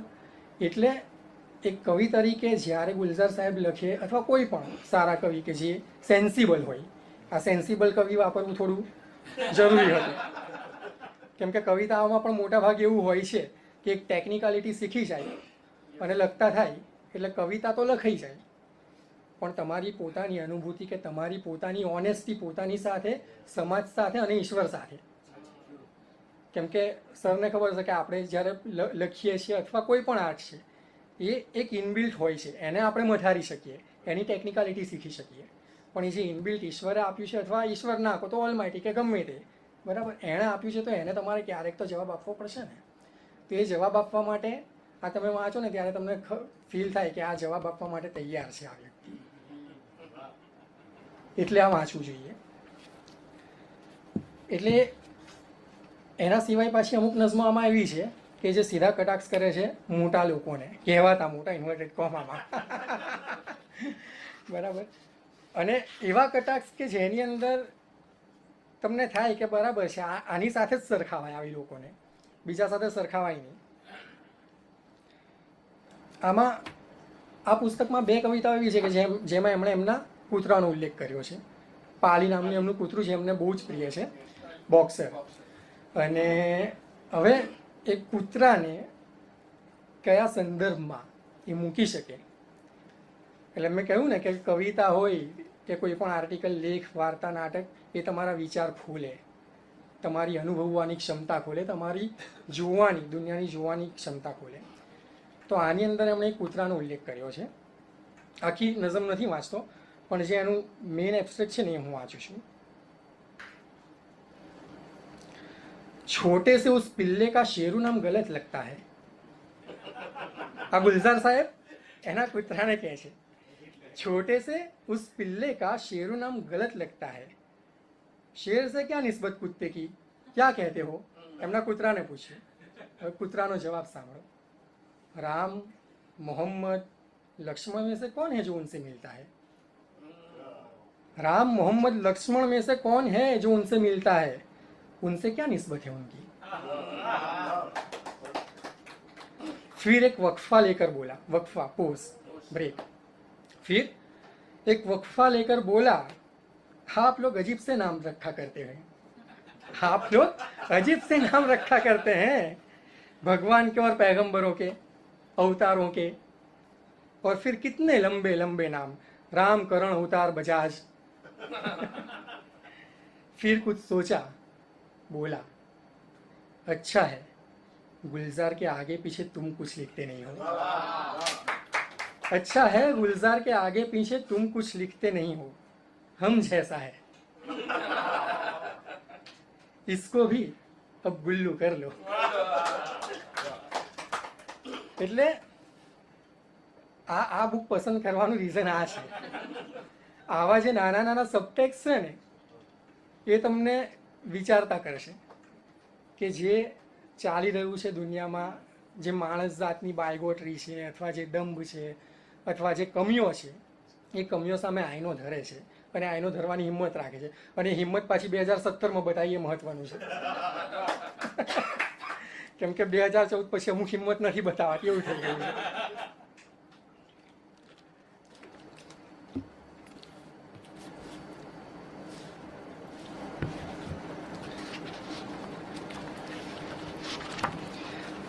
મેં જે કીધું કે બીજી કસડાયેલા લોકોની વાત,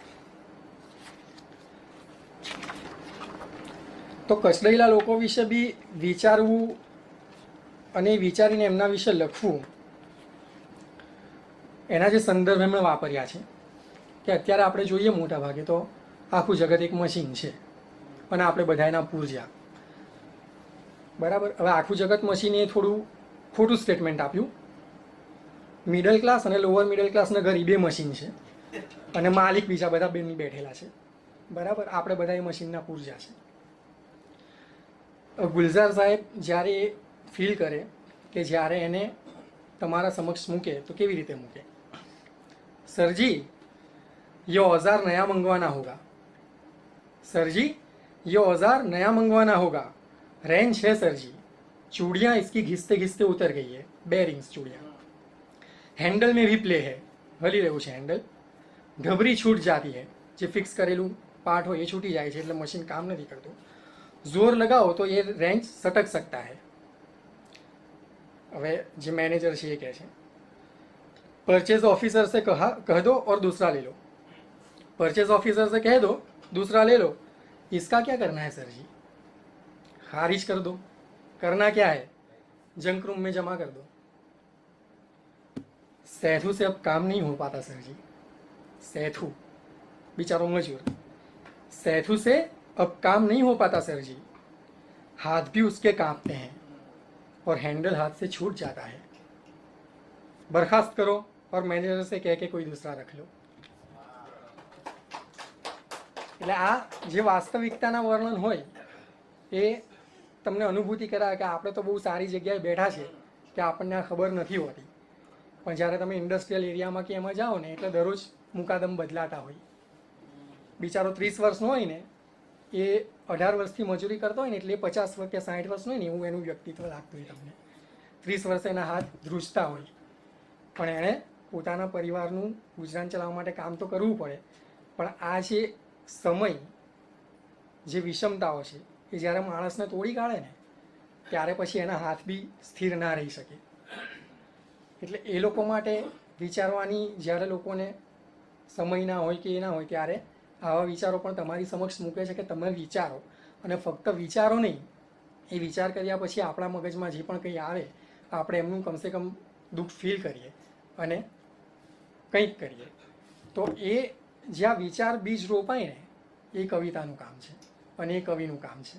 અને જે કવિ પોતાની સાથે ઓનેસ્ટ હશે, જે કવિ પોતાની આસપાસ જે બની રહ્યું છે એને અનુભવવામાં ઓનેસ્ટ હશે, પોતાની આંખે પેલા ઘોડાના ડાબલા નહીં ચડાવી લે, એ કવિ જ કરી શકશે.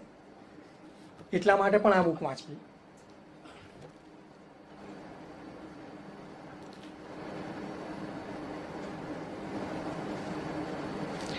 ઓકે. અને મેં કહ્યું એ પ્રમાણે કે મોટાભાગની કવિતાઓ કેવી હોય કે એક ઇમેજિનરી હોય કે ભાઈ સૂરજ ઉગ્યો અને રંગ પથરાઈ ગયા અને ભાઈ આ થયું તે થયું, ફૂલ ઉગ્યા ના થયું, બરાબર. મોટાભાગની 90% કવિતાઓ તમે જોશો તો એ પ્રકારની હશે. એટલે એની અંદર તમારે લોજિકલી કંઈ વિચારવાનું હોય જ નહીં. તમારે બસ એ પેલું એક ઇમેજિનરી પિક્ચર બનાવીને એને તમારે ફીલ કરવાનું, એને તમે માણી શકો. હવે જ્યારે કવિ તમારું લોજિક ખોલવાની વાત કરે ને તો એ બહુ મહત્ત્વનું બની જાય છે. કેમ કે મોટાભાગના કવિઓ એવું નથી કરતા, લેખકો અને કવિઓ. જે જરૂરી છે કે લોજિકલી તો તમારે વિચારવું પડે ને. ક્યાં સુધી તમે કંઈ બધી સપનાની દુનિયા તો છે નહીં. એટલે લોજિકલી વિચારવા માટે ફક્ત છેલ્લી આની એક નઝમ વાંચીએ અને પછી આપણે પૂર્ણ કરીશું.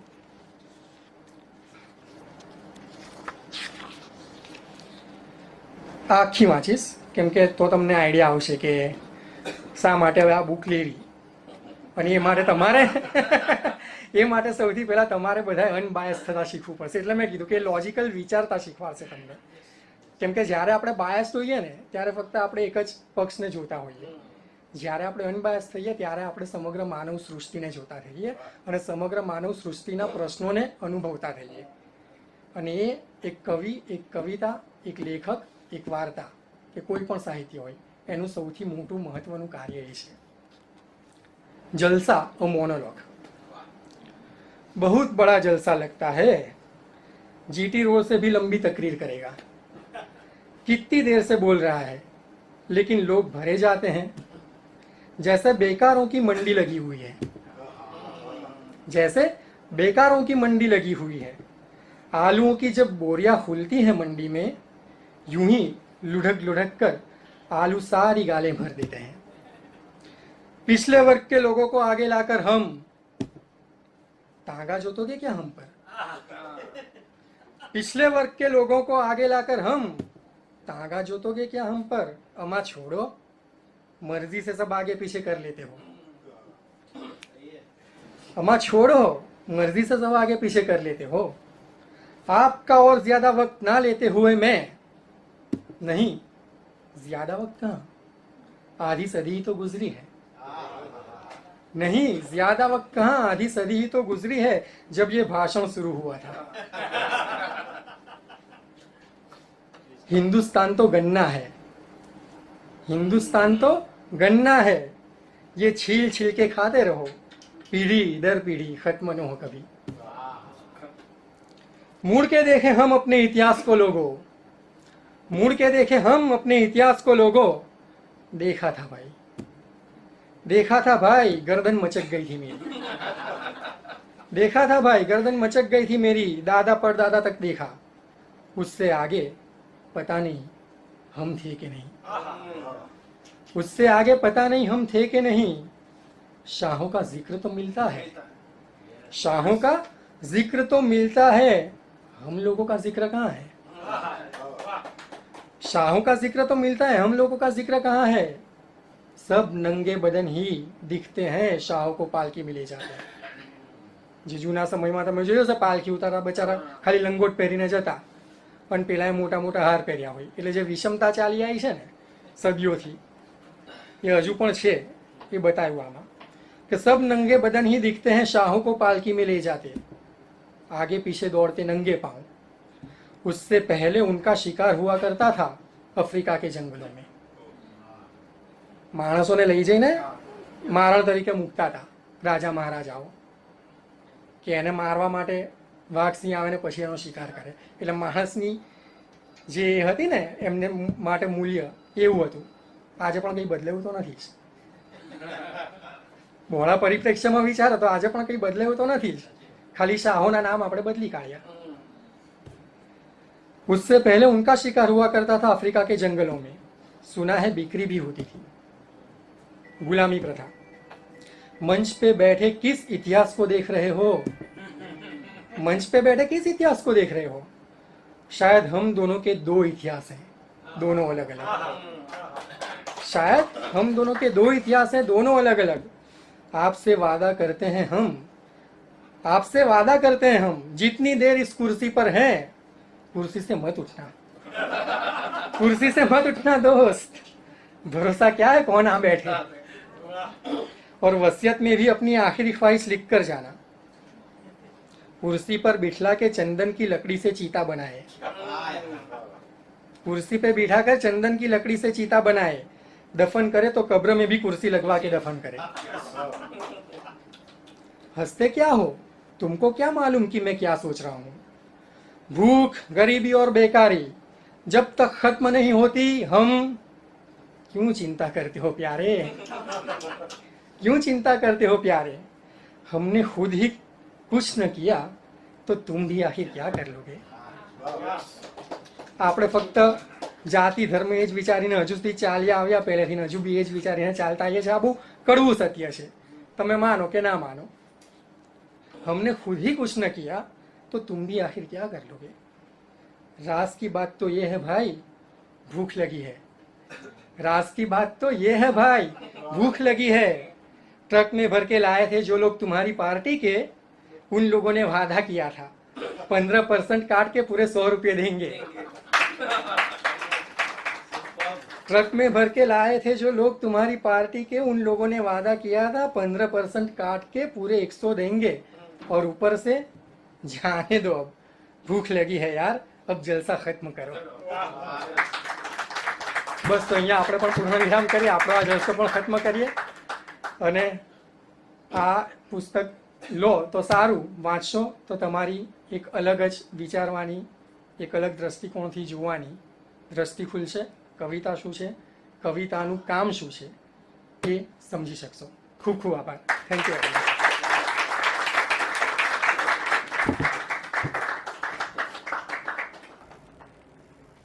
હરપણભાઈએ જબરજસ્ત રજૂઆત કરી.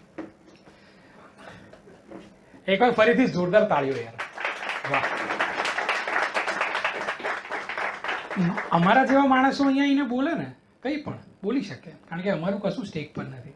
જાહેર જીવનમાં જીવતા માણસો જ્યારે મંચ પરથી આ રીતે બે ધડક બોલે ને, એ બિરદાવવું જ જોઈએ સાહેબ, કારણ કે ઘણું બધું સ્ટેક પર હોય છે.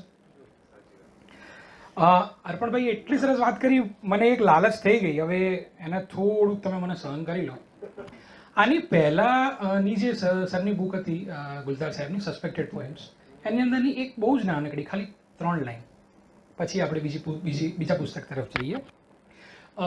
અર્પણભાઈએ જે પાસપોર્ટ ઓફિસ વિઝા કાઉન્ટરની વાત કરી, ડિક્લેરેશનની, એની સાથે મારે એક બીજી વાત જોડવી છે કે મોટા ભાગે આમ મારા જેવા લોકોને એવું કહેવાતું હોય છે કે શું તમે હમણાં જ બધા સવાલો કરો છો, પહેલા ક્યાં હતા?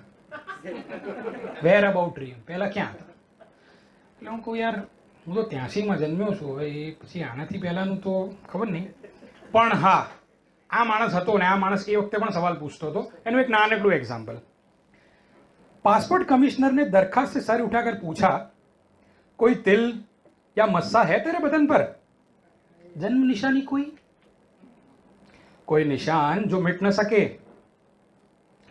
चंद मिनट कुछ सोचा, फिर सरदार ने यकदम शर्ट उतारी.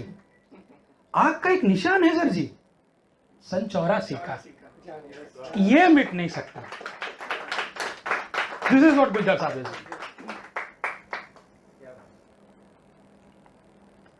હવે હું જેટલો ખુશ છું ને આજે એના કરતાં 4 ગણો નર્વસ છું.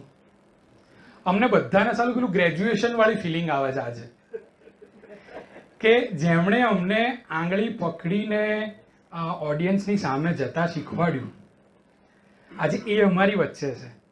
અને લિટરલી આજે એમ ખરેખર પેલું ગ્રેજ્યુએટ થઈ ગયા હોય ને એવી ફિલિંગ આવે કે કંઈક આપણને આવડ્યું. અને અનહદ રાજીપો વ્યક્ત કરીએ છીએ કે જ્યારે જનક સર અમારી સાથે છે. જનક સર માટે જોરદાર તાળીઓ.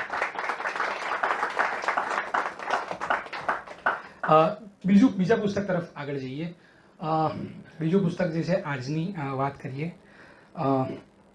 હું જ સીઝર અને હું જ બ્રુટસ છું. હસમુખ બારાડી સર એક ગુજરાતી નાટક જગત, રંગમંચ જગતના એક અદ્ભુત વ્યક્તિત્વ, પણ ખબર નહીં કેમ મોટાભાગે ઘણા સારા માણસો સાથે થયું એમ કે ક્યાંક કોરોણે મુકાઈ ગયું હોય ને એવું નામ લાગે. ખબર નહીં કેમ જ્યારે એમના સર્જનોમાંથી પસાર થાવ ત્યારે ખબર પડે કે પેલું કહેવાય ને કે ઘણીવાર સર્જક ફેલ નથી જતો, ઘણીવાર ઓડિયન્સ ફેલ જતી હોય છે. અને આમના દરેક કામને વાંચતી વખતે અમને ફિલિંગ આવે છે. અને સાહેબ તમે એમના નાટકો વાંચો, એમના સમૂહ માધ્યમો વિશે કે રેડિયો, ટેલિવિઝન વગેરે વિશે લખાયેલા પુસ્તકો, વાર્તા સંગ્રહો, નવલકથાઓ, નવલિકાઓ, ખૂબ ગજબ કામ કર્યું છે અમને. અને ત્યારે તમને એમ થાય કે માણસના સ્વભાવની જે વિવિધ બારીકાઈ છે કેટલી સરસ રીતે એમણે આલેખી છે.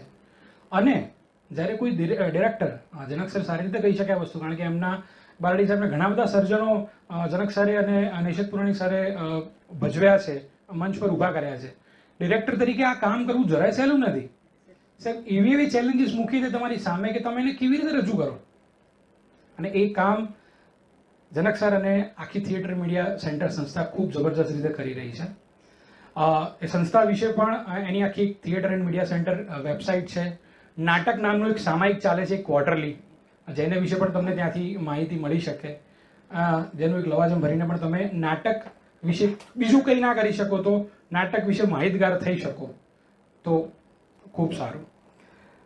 બારડી સાહેબ વિશે ટૂંકમાં કહું, એમના ખૂબ જાણીતા નાટકોમાં રાયનો દર્પણ રાય, હું જ સીઝર ને હું જ બ્રુટસ છું, જશુમતી કંકુવતી, એકલું આકાશ, જનાર્દન જોઝેફ, આખું આખું ફરીથી, ગાંધારી અને બીજા ઘણા બધા. અને જે રીતે મેં આગળ વાત કરી એમ કે અનુવાદો, અને કારણ કે એમણે રશિયન રેડિયો અને બધાની સાથે પણ ખૂબ લાંબા સમય સુધી કામ કર્યું છે. અને જનક સર વિશે મારી કોઈ એવી લાયકાત નથી કે હું એ કહું, પણ મારું એક ખૂબ ગમતું, એટલે મતલબ દિલીપે પૂછ્યું હતું મને, જનક સર વિશે શું કહીશ? હું તને અત્યારથી થોડી કહેવાય, પણ એ વખતે મને કહી દીધું હતું કે ગીતાજીમાં છે ને એક બહુ સરસ વાત છે. અર્જુન કૃષ્ણને એમ કહે છે કે કરીશ એ વચનમ તવ, તમે કહેશો એમ કરીશ. ભક્તિભાવ તો આપણે ત્યાં જૂના જમાનાથી છે ને યાર. હસોની બહુ સારો શબ્દ છે યાર. કૃષ્ણ જુઓ સાહેબ, અર્જુન એમ કહે છે કે કરીશ એ વચનમ તવ, અને કૃષ્ણ આખી ગીતાજી કહી દીધા પછી છેલ્લે કહે છે યથેચ્છસી તથા કુરુ, તારી ઈચ્છા હોય એ પ્રમાણે કર. આ અમારા જનક છે, બધું શીખવાડે અને છતાં તમને તમારી મરજી મુજબ કામ કરવાની ફ્રીડમ આપે. ખૂબ તાળીઓ સાથે મારે જનક સરને બોલાવવા છે, ખૂબ આદર સાથે જનક રાવલ સર.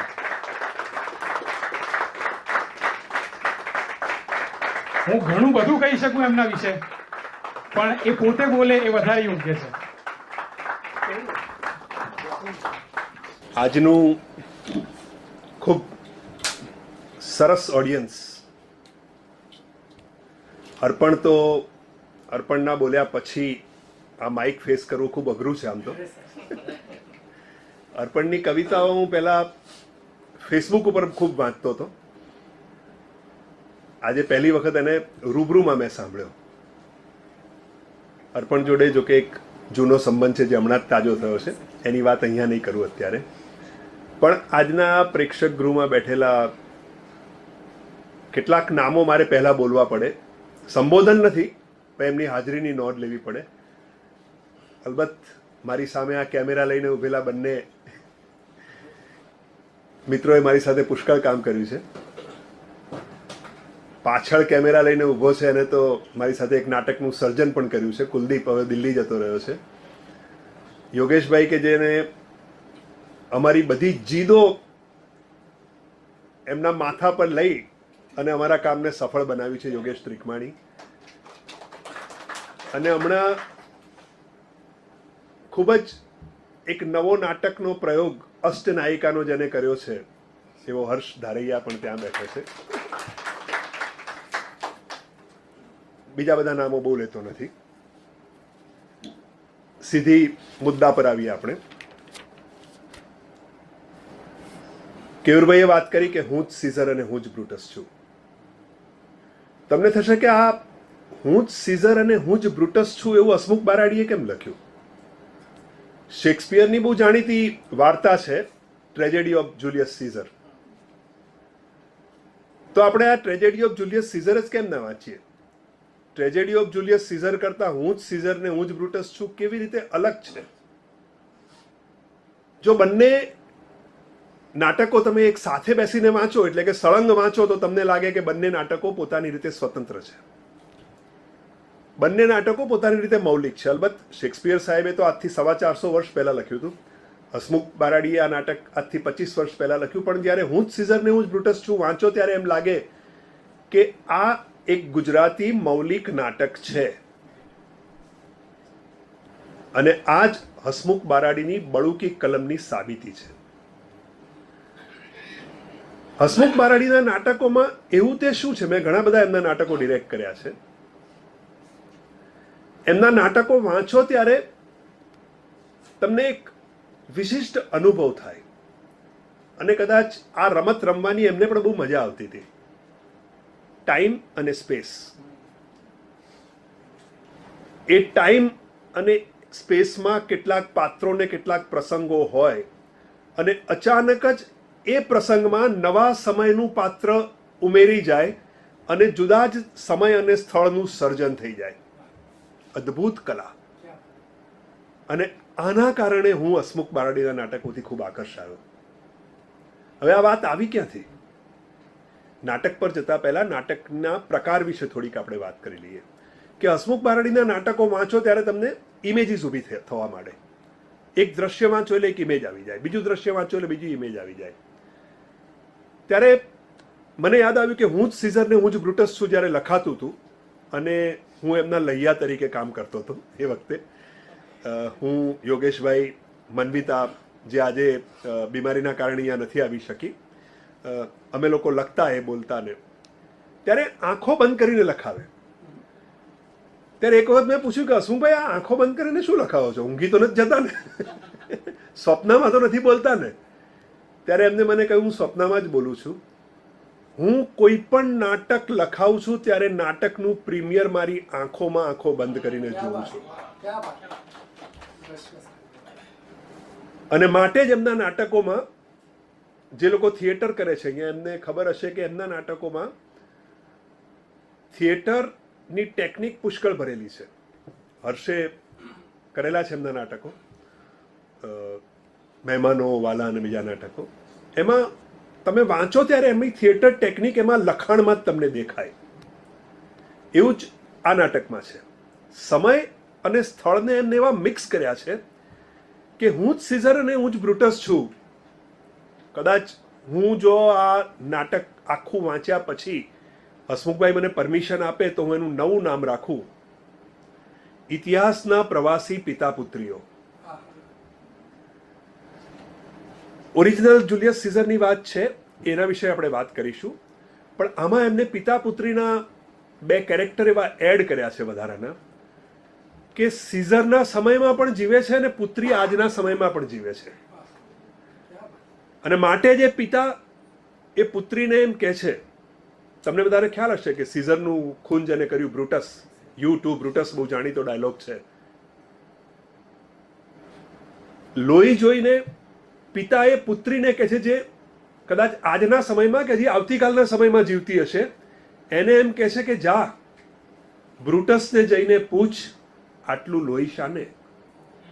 હવે તમે કલ્પી શકો છો કે 450 વર્ષ પહેલાનો બ્રુટસ અને આજની પુત્રી બંનેના સમય ભેગા થાય અને એક નવા સમયનું સર્જન થાય છે. આ તાકાત છે હસમુખ બારાડીની કલમમાં. અને આ તાકાત ત્યારે જ આવી કે જ્યારે એમને થિયેટરને સમજીને નાટકો લખ્યા. નાટકો બહુ લખાય છે, કોઈ ટેબલ પર બેસીને લખે, કોઈ ખૂણામાં બેસીને લખે, કોઈ ટાવરમાં બેસીને લખે, એટલે આઇવરી ટાવરમાં બહુ દૂર જઈને લખે. પરંતુ હસમુખભાઈની આદત એ હતી કે નાટક એ હંમેશા નાટકની મંડળીની સાથે જ લખાય અને રિહર્સલ સ્પેસમાં જ લખાય. એમને રાજકોટની નાટ્યશાળામાં પહેલા ચંચી મહેતા અને માર્કંડ ભટ્ટના અંડરમાં ટ્રેનિંગ લીધી. પછી પેલો અજંપો હતો શબ્દનો કે રંગભૂમિ સાથે કેવી રીતે સંકળાય, એટલે અજંપામાં એ વડોદરા આવ્યા. વડોદરામાં જશવંત ઠાકર, ચંચી મહેતા એમના હાથ નીચે ભણ્યા, ડિગ્રી લીધી. પણ પલોઠી વાળીને બેસી રહે એવો જીવ નહીં, એટલે ત્યાંથી રેડિયોમાં ગયા અને રેડિયો પરથી રશિયા પણ ગયા.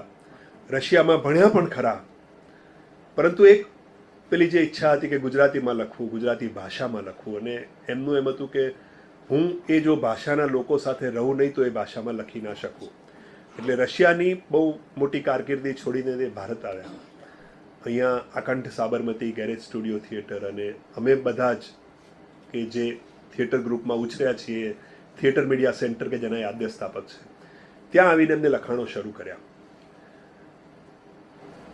જે આપણે ગુલઝાર વિશે જે વાત સાંભળી, એ જ વાતને થોડીક હસમુખ બારાડી અને હું જ સીઝર વિશે હું વાતને આગળ વધારીશ કે નાટકમાં બે પ્રકારના નાટકો લખાય. એક મનોરંજનલક્ષી નાટકો લખાય, અને બીજો પ્રવાહ એવો છે જેને હું તંદુરસ્ત લેખકો કહું છું. તંદુરસ્ત લેખકો મનોરંજન પ્રવાહની સાથે સાથે સામાજિક પ્રવાહને પણ વણી લે છે, અને હસમુખ બારાડી બહુ સભાનપણે આ બીજા પ્રકારના લેખક છે. હું જ સીઝર અને હું જ બ્રુટસ એ એમને કવિતાની ભાષામાં કહીએ તો વનવેલી છંદમાં લખેલું નાટક છે. એમનું અગાઉનું એક નાટક જેનો કેયુરભાઈએ ઉલ્લેખ કર્યો, જશુમતી કંકુવતી, એ પણ વનવેલી છંદમાં લખાયેલું છે. શેક્સપિયર મોટાભાગે બ્લેન્ક વર્સ હતા, એમના મુક્ત છંદ રહેતા. પણ જ્યારે જ્યારે શેક્સપિયરનું ગુજરાતીમાં રૂપાંતર થયું અથવા તો અવતરણ થયું, ઉમાશંકર જોશીએ કર્યું કે વિજયકુમાર વૈદ્યએ કર્યું કે હંસા મહેતાએ કર્યું, ત્યારે એમને જુદા જુદા છંદોનો ઉપયોગ કર્યો. હસમુખભાઈને મેં પહેલો સવાલ પૂછ્યો આ નાટક પહેલી વખત વાંચ્યા પછી કે વનવેલી છંદમાં આ નાટક કેમ? ત્યારે એમને કહ્યું કે નાટકને ફરી વાંચ અને પછી આ સવાલ કર. ફરી વાંચ્યું ત્યારે લાગ્યું કે ગદ્ય અને પદ્યની જે રમત વનવેલી છંદમાં પોસિબલ હતી એ કદાચ બીજા છંદમાં શક્ય ના બને, જે હસમુખભાઈએ આમાં બહુ જ સારી રીતે મૂકી છે. અને એટલે તમે હું જ સીઝર ને હું જ બ્રુટસ વાંચો તો તમને એમ લાગે કે તમે કોઈ કવિતા વાંચી રહ્યા છો. એના સંવાદો એટલા કાવ્યમય છે કે એના ઉચ્ચાર કરવા જાઓ, એના ઉચ્ચારણમાં જે લય આવે એના કારણે એક પ્રકારનું સ્ટાઇલાઇઝેશન થઈ જાય છે. અને આ સ્ટાઇલાઇઝેશન પાત્ર અને પ્રસંગને, જેના માટેનો કોઈ શબ્દ નથી પણ એક શોધેલો શબ્દ કહું કે સાધારીકરણ કરી અને ભાવક સુધી પહોંચાડે છે. આ એક તાકાત છે હસમુખ બારાડીની કલમમાં. જુલિયસ સીઝર અને હું જ સીઝર અને હું જ બ્રુટસની વાત આપણે મારી વાત કરતા કરતા સમાંતરે કરીશું. હું કોઈ વાત કહેવા નહીં માંડું કે સીઝર એક નાટક તરીકે શેક્સપિયરનું નાટક આપણે જોઈએ તો શેક્સપિયરે 450 વર્ષ પહેલા લખ્યું. હું પછી એક પ્રકારના લેખકોમાં જાઉં છું કે શેક્સપિયર પણ એ બીજા પ્રકારના લેખક જ હતા કે જે મનોરંજન અને સમાજલક્ષી વાતોને વણી લેતા હતા. એ વખતનો પ્રશ્ન હતો પ્રજાને મુક્ત રીતે વિચારવાનો, નિર્ણય લેવાનો અધિકાર. અને શેક્સપિયરે એ વાતને એના નાટકોમાં ખૂબ સારી રીતે વણી લીધી છે. હવે હસમુખભાઈએ જ્યારે આ જ વાતને આજના પાત્રો, આજના પ્રસંગો સાથે વણી, ત્યારે શું બન્યું? જો તમે આ નાટક વાંચશો તો ખબર પડશે. ત્યારે એ બન્યું કે સીઝર અને બ્રુટસ એક થયા, વેર અને વેરી એક થયા, શ્રોતા અને વક્તા એક થયા, ગાંધી અને સપ્તરાશ્મી પણ એક થયા. અને એટલે જ હસમુખભાઈએ બહુ સરસ રીતે લખ્યું છે કે હું જ સીઝર ને હું જ બ્રુટસ છું, હું જ એન્થની કેસિયસ. હું જ બ્રુટસ ને હું જ સીઝર છું, હું જ એન્થની કેસિયસ. હું જ વેર ને હું વેરી છું, હું જ વેર ને હું વેરી છું, હું જ ઘાત ને ગાતી. હું જ વેર ને હું વેરી છું, હું જ ઘાત ને ગાતી. હું વક્તા હું શ્રોતા છું, હું વક્તા હું શ્રોતા છું, હું જ સીઝર ને હું જ બ્રુટસ છું, હું જ એન્થની કેસિયસ. અને અંતમાં તો એ ખૂબ મોટી વાત કરે છે જેના તરફ આપણે આવીશું. પણ આ લોકશાહીની પ્રક્રિયાનું નાટક ઓરિજિનલ જુલિયસ સીઝર વાંચો ત્યારે શાસકો લોકો સાથે કેવી રીતે વર્તે છે એનું નાટક. એન્થની અને બ્રુટસ લોકોનું, પ્રજાનું કેવી રીતે મેન્યુપ્યુલેશન કરે છે એનું નાટક. અને એ મેન્યુપ્યુલેશન સાંપ્રત આજ સુધી, આજે તો એવું છે કે કદાચ એ વખતના લોકોને ખબર નહીં પડતી હોય કે મેન્યુપ્યુલેટ થઈ જાય. અત્યારે તો મેન્યુપ્યુલેટ થવાની પણ ફેશન આવી ગઈ છે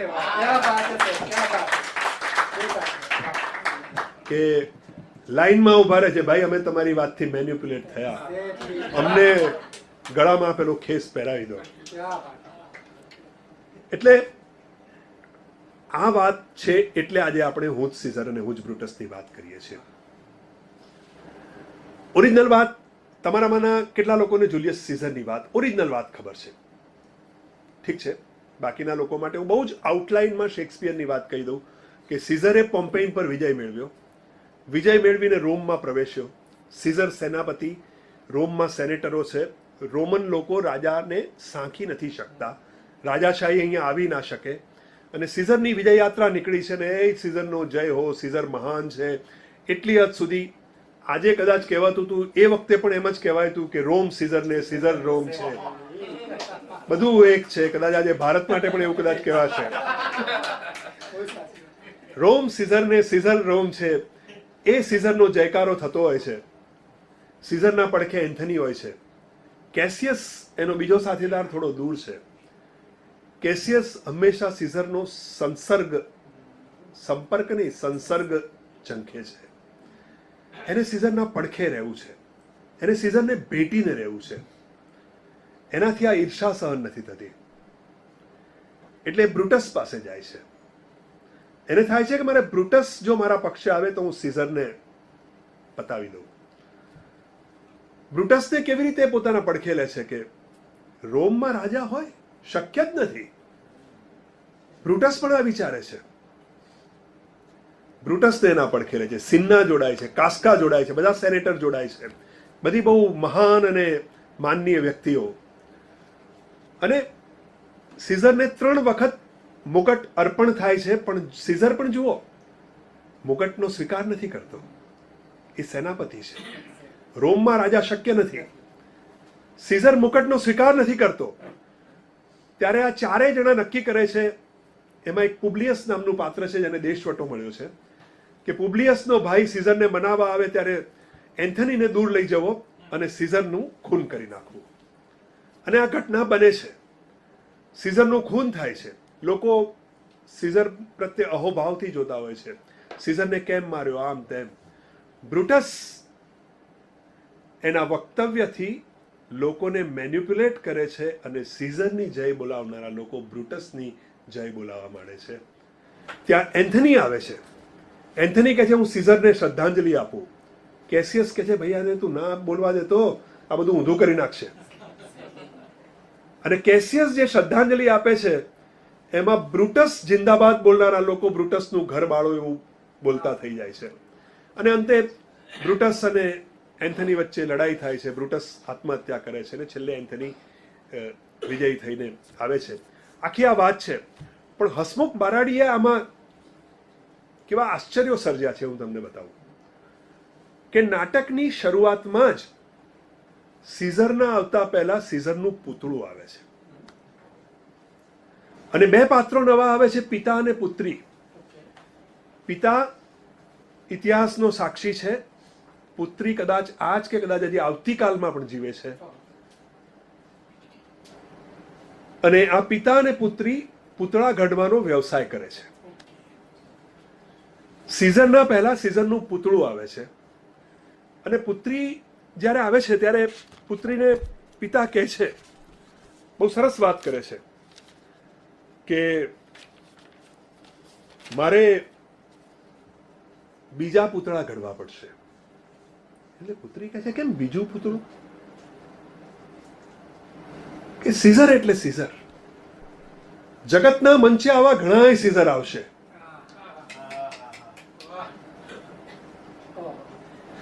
એટલે પેલી પુત્રી કહે છે કે બીજું પૂતળું કોણ ઘડશે? એટલે પિતા પેલું ઘડવાનું ટાંકણું પુત્રીને આપીને એમ કે છે, હવે તું ઘડજે બેટા. આ છે લેખકની કલ્પના. અને એનો બાપ અને હસમુખભાઈ પહેલાથી આપણને કહી દે છે કે સીઝર પૂતળા છે અને આવા પૂતળાઓ કાળક્રમે હંમેશા બન્યા કરશે, રચાયા કરશે. એક તબક્કે જ્યારે સીઝર પર હુમલો થવાનો હોય છે ત્યારે પુત્રી પિતાને એમ કહે છે કે તમે સીઝરને જઈને ચેતવો. ત્યારે પિતા શું કહે છે? આ કલમની તાકાત છે કે આપણે તો પૂતળા ઘડનારા, પાત્રો આપણે ના ઘડી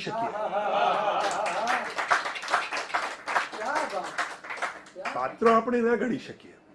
આ જ વાત એટલી સાંપ્રત છે આજે કે જે હસમુખભાઈએ લખી છે. માટે આ પુસ્તક જેવી રીતે ગુલઝાર સાહેબનું પુસ્તક વાંચવું જોઈએ એવી રીતે આ પુસ્તક પણ આપણે બધાએ વાંચવું જોઈએ, ખાસ કરીને.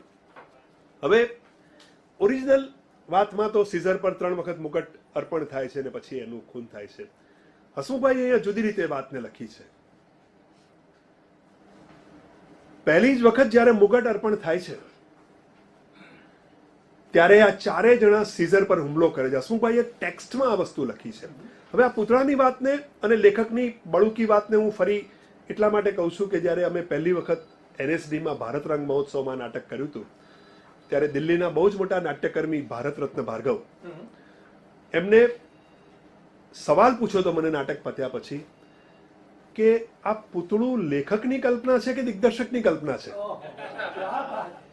ત્યારે મેં કહ્યું ભાર્ગવ સાહેબ આ લેખકની કલ્પના છે, પણ આ લેખક હંમેશા જમીન પર બેસીને નાટક લખે છે, માટે એની કલ્પનામાં આ વસ્તુ પહેલાથી આવી છે. નાટકને આગળ લઈ જતા હસમુખભાઈ આમાં એક નવી જ વાત ઉમેરી છે. ઓરિજિનલ નાટકમાં 3 વખત મુગટ અર્પણ થાય છે ને છેલ્લે એના પર હુમલો થાય છે, એનું ખૂન થાય છે. એમણે અહીંયા 3 વખત સીઝનનું ખૂન બતાવ્યું છે. પહેલી વખત જ્યારે મુગટ અર્પણ થાય છે ત્યારે એમને નાટકમાં બહુ સ્પષ્ટપણે લખ્યું છે કે 4 સેનેટર્સ દૂર બેઠા હશે અને ખૂન કરવાનો અભિનય કરશે. સીઝર દૂર હશે, સીઝર માત્ર લથડશે, જતો રહેશે અને માત્ર પૂતળું દેખાશે ને પૂતળા ઉપર લોહી દેખાશે. આ કલ્પના છે લેખકની. અત્યારે તો લોહી દેખાતું પણ નથી ને પૂતળા ઉપર લોહી દેખાશે. અને આ જ બને છે કે સીઝર લથડે, સીઝરની એક્ઝિટ થાય, સીઝરનો જે કેરેક્ટર હોય. સીઝરનું પાત્ર ભજવનારા અત્યારે ખૂબ વૃદ્ધ થઈ ગયા છે. જયંત શાહ અહીંયા મારી સાથે બેઠા છે જેમને આજથી 25 વર્ષ પહેલા સીઝરનું પાત્ર ભજવ્યું હતું. પણ પૂતળા પર લોહી દેખાય ત્યારે પિતા એમ કહે છે આ નાટકમાં સીઝર, બ્રુટસ કોઈ અગત્યના પાત્રો નથી. હસમુખભાઈના નાટકમાં પિતા, પુત્રી અને વૃંદ, લોકો, કોરસ એ મહત્વના પાત્રો છે. પિતા એમ કહે છે કે સીઝરની હત્યા આવે અવશ્ય. એટલે પુત્રીને તેમ લાગે છે કે હત્યા તો થઈ ગઈ, ખૂન તો દેખાય છે, લોહી દેખાય છે. એટલે પુત્રી પૂછે છે કે ફરીવાર હત્યા? અહીંયા જુઓ મેટાફર હસમુખભાઈનો.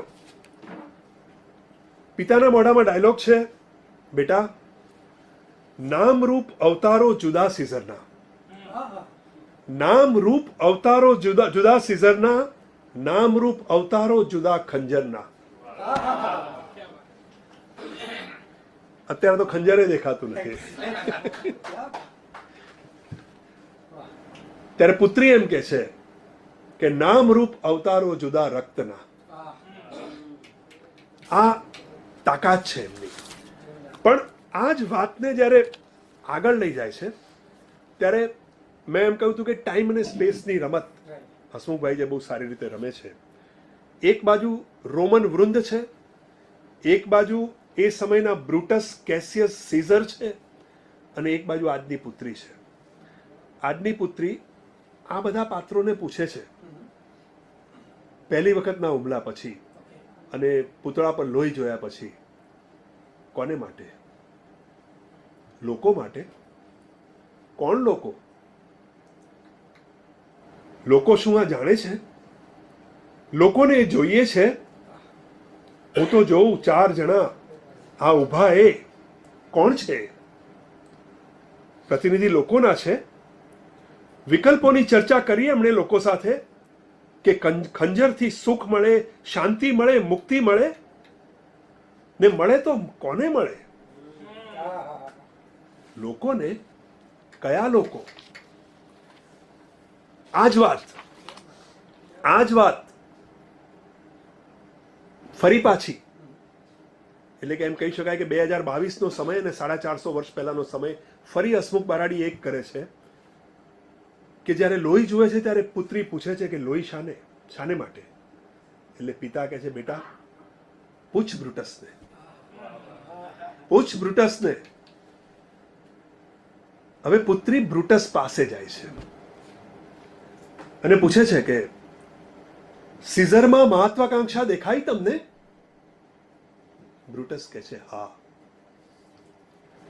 પુત્રી કહે છે એ તો સાવ છાની એની ઈચ્છા. છાની ઈચ્છા હોઈ શકે, પણ એને મુકટનો તો સ્વીકાર નહોતો કર્યો. એ તો સાવ છાની એની ઈચ્છા, અંગત એની ગણાય ને. જેમ કેસિયસ એ આવા કારણોને ધ્યેય એવું નામ આપે. હવે પાછો 400 વર્ષ પહેલાનો પિતા એન્ટર થાય છે અહીંયા, આ જ સમયને આ જ સ્થળમાં. ને સીઝરને ધ્યેય નથી, નહીં હોય બ્રુટસ. સીઝર આપખુદ બન્યો. પુત્રી કહે છે પોમ્પેઈનું ગૃહયુદ્ધ જીત્યું એણે. ધારો કે ગૃહયુદ્ધ બીજું ટાળવા જો રાજા બને તો તમે એને મહત્વાકાંક્ષી કહેશો, લોકહિત નહીં ગણો. બ્રુટસ કહે છે ગૃહયુદ્ધ હવે શાને? અને થશે તો અમે એમાં જીતીશું. રોમને રાજા ના ખપે, રોમમાં રાજા ન હોય, એ એક ઊંચું ધ્યેય. પુત્રી કહે છે સીઝરના ખૂન પછી અરાજકતા વ્યાપે છે, લોકહિત સચવાશે એમાં? બ્રુટસ કહે છે જાણું નહીં, પણ સાચવીશું, ગોઠવીશું. વિચારક હું ઠાલો નથી, શસ્ત્રો હું વિજય જાણું. જુઓ તમે, વિચાર અને કર્મ આજે ભેગા થયા રોમ કાજે, લોક કાજે. આ જ થાય છે આજે આ જ થાય છે. દેશ કાજે, લોક કાજે. હવે આ જ વાત જ્યારે આગળ જાય છે ત્યારે મેં અગાઉ વાત કરી કે લોકોનું મેન્યુપ્યુલેશન થાય છે બધે જ. આજે પણ થાય છે મેન્યુપ્યુલેશન. આ જ વાત કેવી રીતે લોકોના મનમાં ઠસાવવામાં આવે છે. હસમુખભાઈએ એક સામાન્ય, જે મેં એમ કહ્યું હતું કે યુનિવર્સલાઇઝેશનની વાત કરી હતી સ્ટાઇલાઇઝેશન તરફથી, એમાં એમને લખ્યું કે પુત્રી કહે છે કે દ્રશ્યો આવા ઉચ્ચ અને ઉદ્દાત યુગો સુધી દેશે દેશે કાળે કાળે ભજવાશે. એના રીત ગુણ હેતુ ભલે જુદા હશે, પાત્રો ને શસ્ત્રો એમાં બદલાય, પણ લોહી શેને માટે? ત્યારે બ્રુટસ જવાબ આપે છે. હા, પુત્રી પૂછે છે વિપક્ષી વિચારનો શું લોહી એક જ ઉત્તર છે?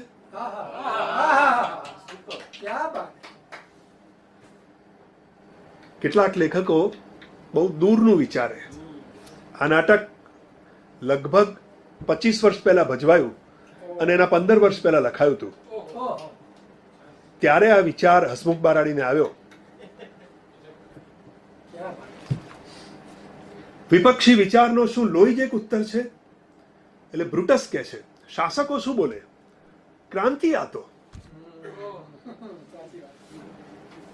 પુત્રી પૂછે છે હત્યા એ જ ઉકેલ છે?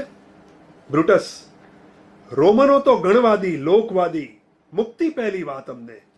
સીઝર શું, મુક્તિ કાજે કોઈ ભોગ મોટો નથી. અને આગળ જેમ નાટકમાં બને છે મુક્તિ કાજે કોઈ ભોગ મોટો નથી, એ સ્લોગન બની જાય છે. આજે સ્લોગનો આપવાની ટેવ છે, લોકો સ્લોગનો બોલતા થાય છે, મુક્તિ કાજે કોઈ ભોગ મોટો નથી, મુક્તિ કાજે કોઈ ભોગ મોટો નથી, અને અંતમાં બ્રુટસનો જય. પણ આ જ વાત મેન્યુપ્યુલેશન લોકોનું કેવી રીતે કરે છે અને બીજો શાસક મેન્યુપ્યુલેશન કેવી રીતે કરે છે, એ વાતને હું તમને થોડાક સંવાદો વાંચીને સંભળાવું કે જ્યારે સીઝરની હત્યા થઈ અને લોકોને પહેલો તો બ્રુટસ તરફ રોષ થયો, કારણ કે સીઝર માટે માન હતું. ત્યારે બ્રુટસ જે એ વખતે વક્તવ્ય આપે છે અને લોકોને પોતાના પડખે કરે છે એની વાત છે. બ્રુટસ કહે છે કે રોમનો, દેશબંધુઓ અને પ્રેમીઓ,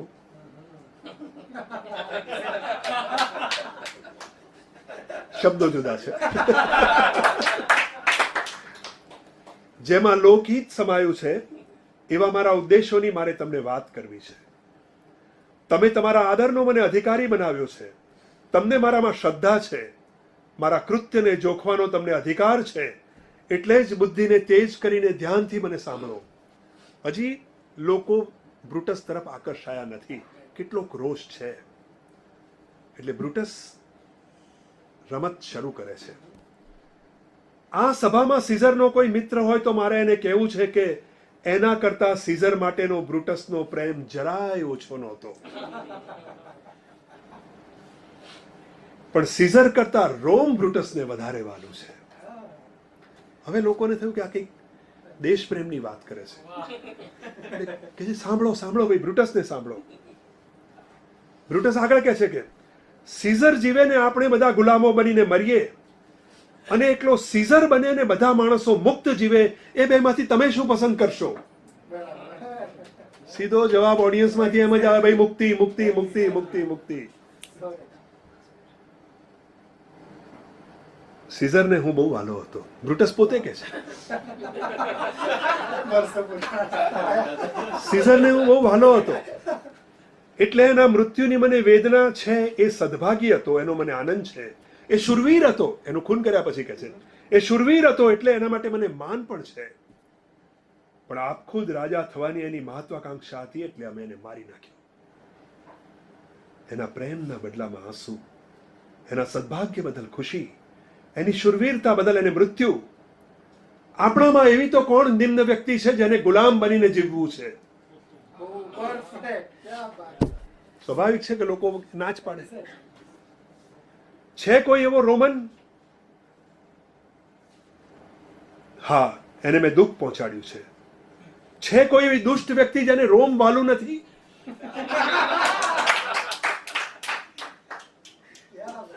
બધું આજની જોડે.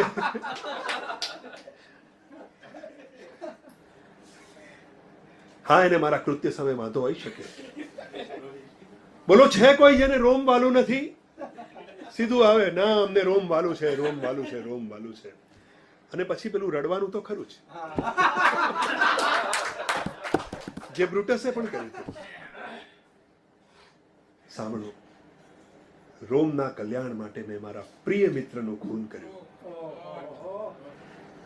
હજી આગળ આ હસમુખભાઈની કલમની તાકાત છે કે એમને આજને 40 વર્ષ પહેલા જોઈતી. મેં મારા પ્રિય મિત્રનું ખૂન કર્યું, એ જ રીતે મારા મૃત્યુની પણ જ્યારે રોમને જરૂર હોય ત્યારે મારી પણ તમે આહુતિ આપી દેજો.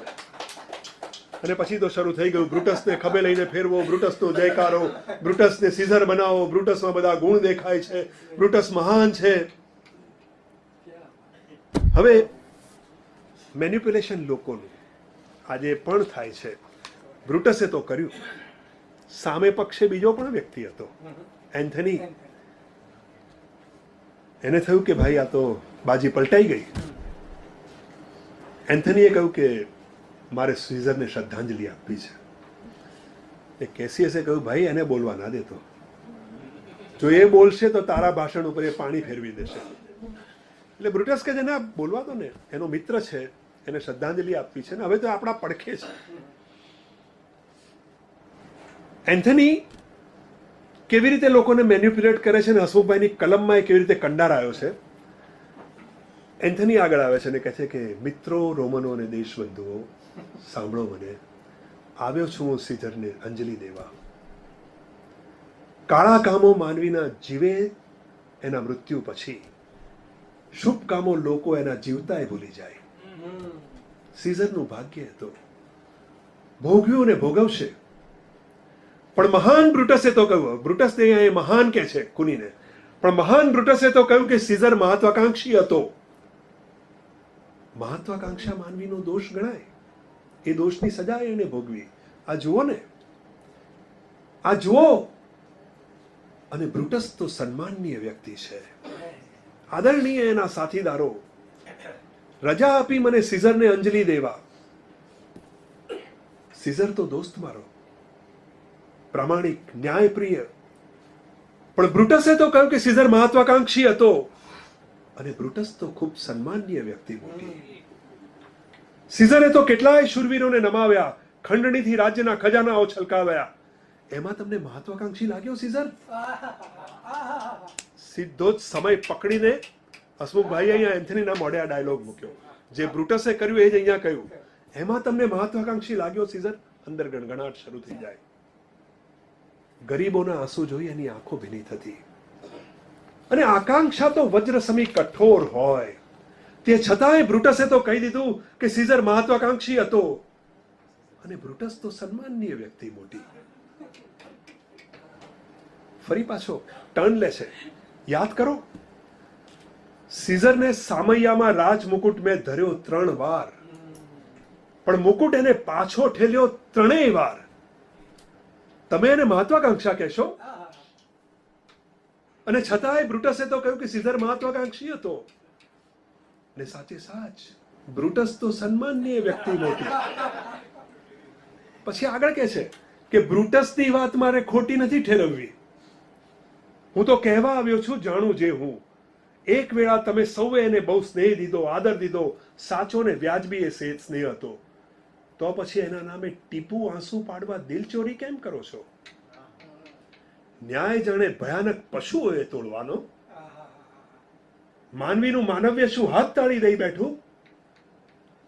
ક્ષમા કરો, અહીંયા પણ રુદન તરફ. ભાઈ બંને મેન્યુપ્યુલેટ કરવા જ બેઠા છે, બંનેનું ધ્યાન પેલી સત્તા તરફ છે. ક્ષમા કરો, સીઝરની વિદાયથી હચમચી ગયો છું. શાંત પાડું મન મારું, થોભો જરા મિત્રો, થોભો જરા.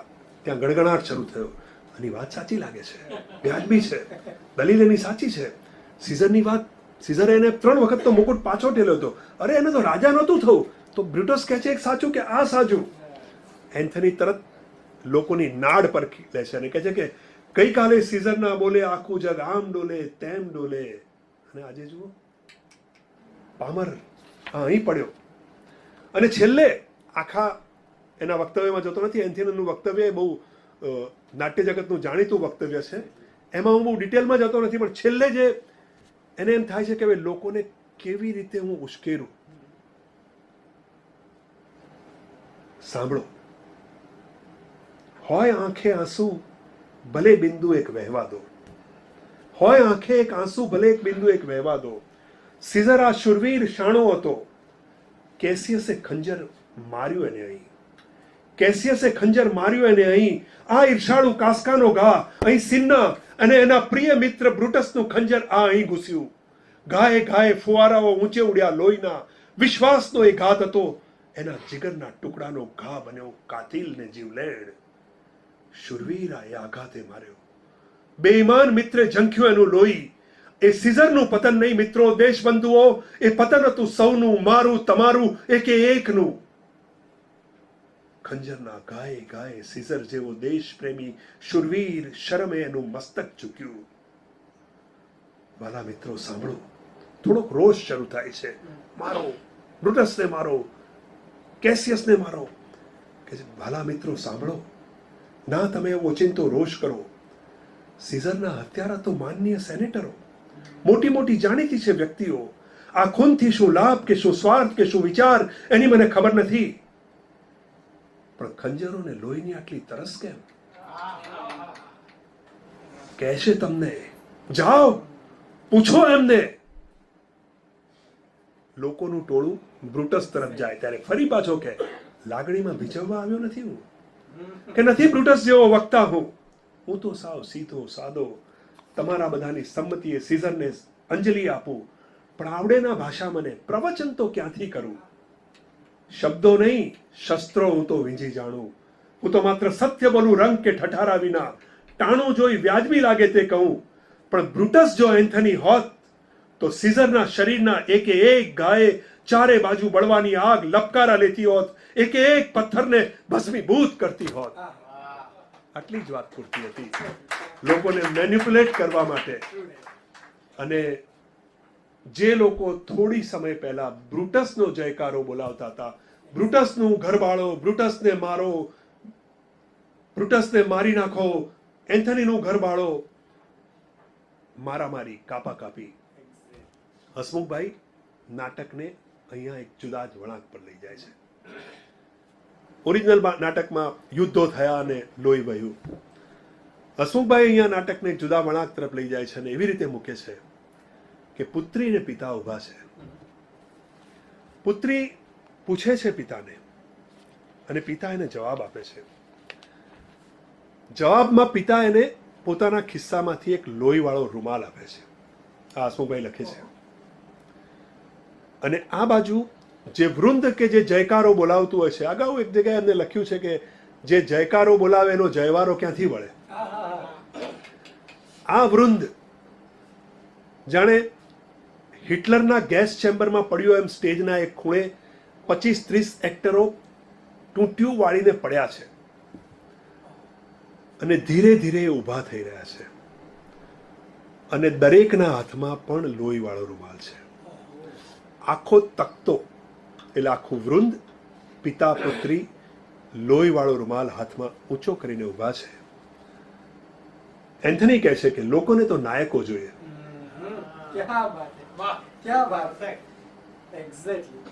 એટલે પુત્રી પૂછે છે કે નાયકોને લોકો જોઈએ.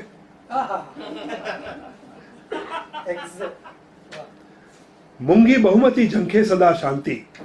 જીવન કેટલું આકરું અકારું લાગે. પછી નાયકોના ખેલ જોઈ હસી પડે, માફ કરે, ભૂલી જાય. ઈચ્છા કદી જાગે, નાની મોટી મથી જુએ.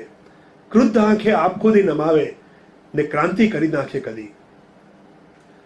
પણ આ હેતુ ને આદર્શો ને ઉદ્દેશો દ્રષ્ટિથી જો ઓઝલ થાય તો શોણિતોના સાગરો દેશે દેશ કાળે કાળે ગરજ્યા કરે, ઝંઝાવાતો જાગ્યા કરે.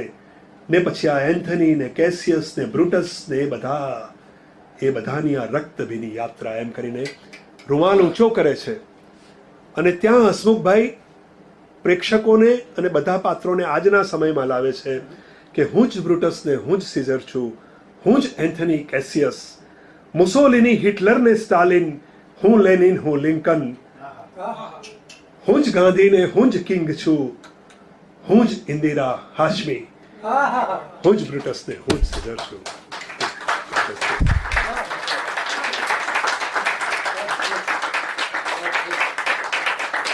પુસ્તકની ઘણી બધી વાતો મેં કરી નથી. હું પણ અર્પણની જેમ જ કહીશ કે પુસ્તક વાંચજો તો વધારે મજા આવશે.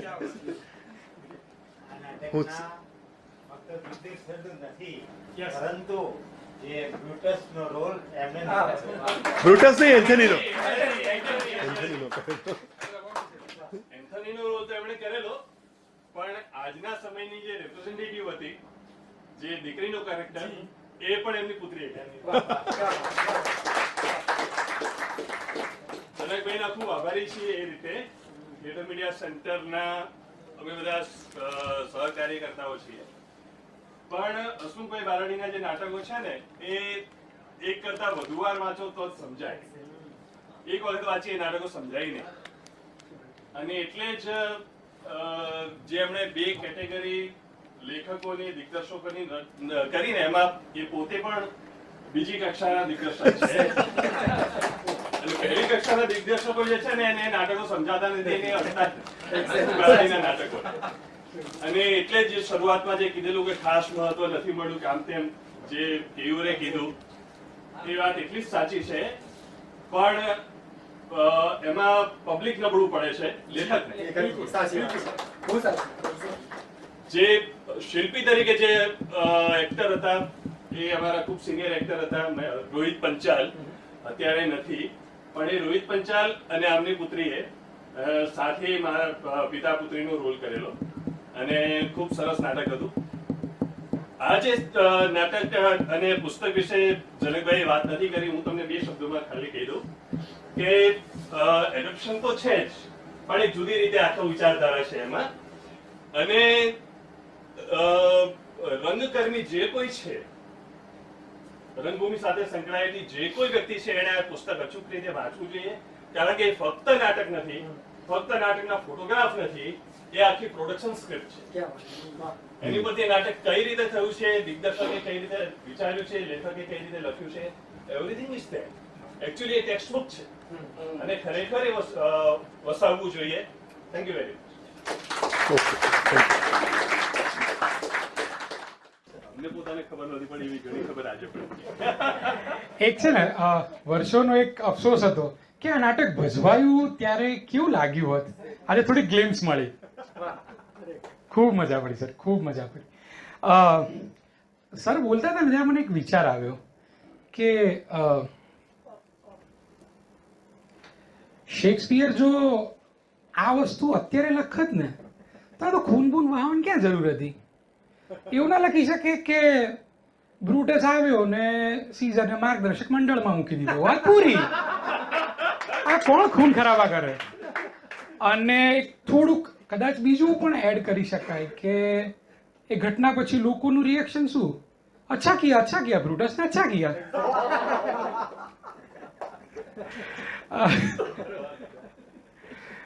દિલીપ, નામ નથી લીધું કોઈ.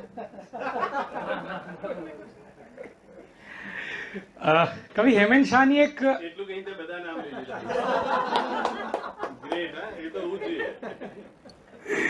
કવિ હેમંત શાહનો એક અદ્ભુત શેર, ત્યાં મિત્રતાનો અર્થ ચોખ્ખો લખ્યો હશે, ત્યાં મિત્રતાનો અર્થ ચોખ્ખો લખ્યો હશે, જુલિયસ સીઝરની પીઠનું ખંજર તપાસ કર. હવે બંને વક્તાશ્રીઓએ ખૂબ સરસ રજૂઆત કરી, જેના પછી મારે કશું કહેવાનું રહેતું નથી.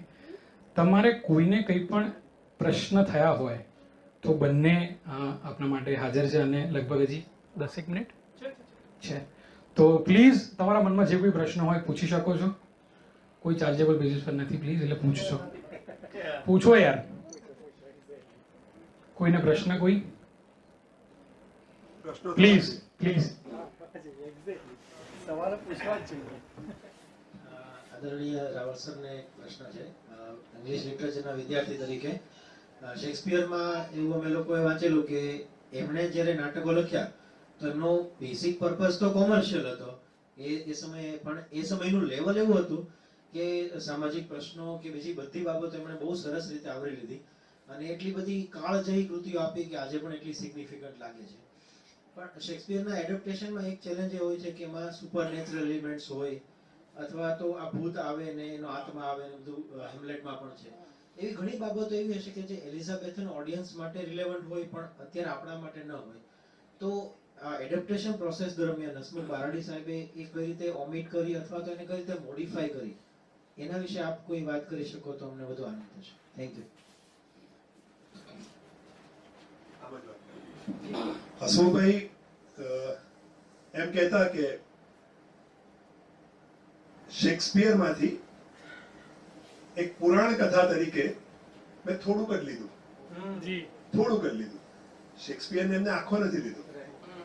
અને આપણી જરાક સાહિત્યની એની ભાષામાં વાત કરીએ તો શેક્સપિયરે જે મીથનો ઉપયોગ કર્યો છે, મીથનો એમને અહીંયા માત્ર શેક્સપિયરની વાતને એક મીથ તરીકે એમને અહીંયા ઉપયોગ કર્યો છે.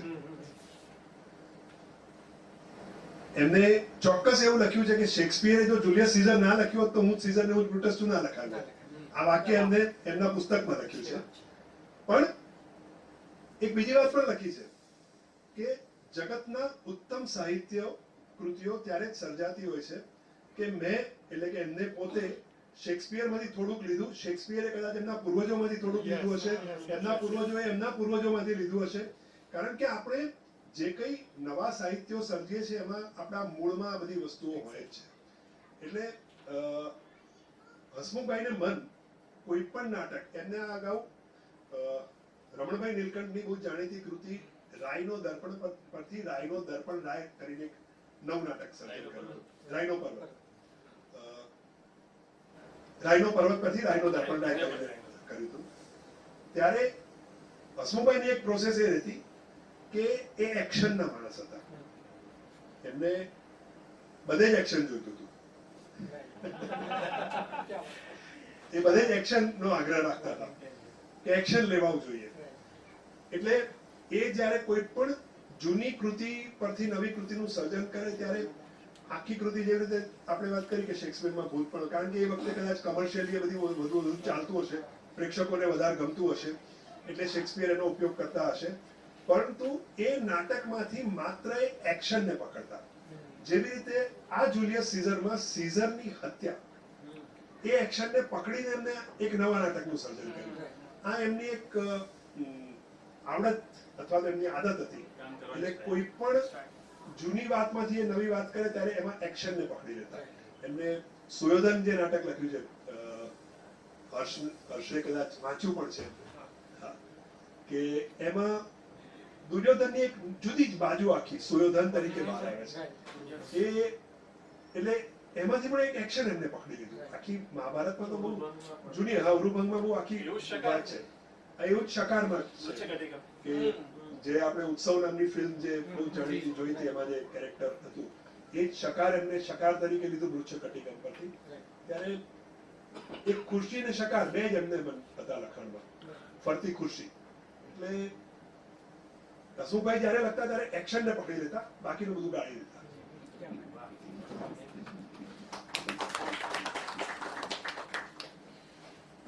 આપ સૌનો ખૂબ ખૂબ આભાર.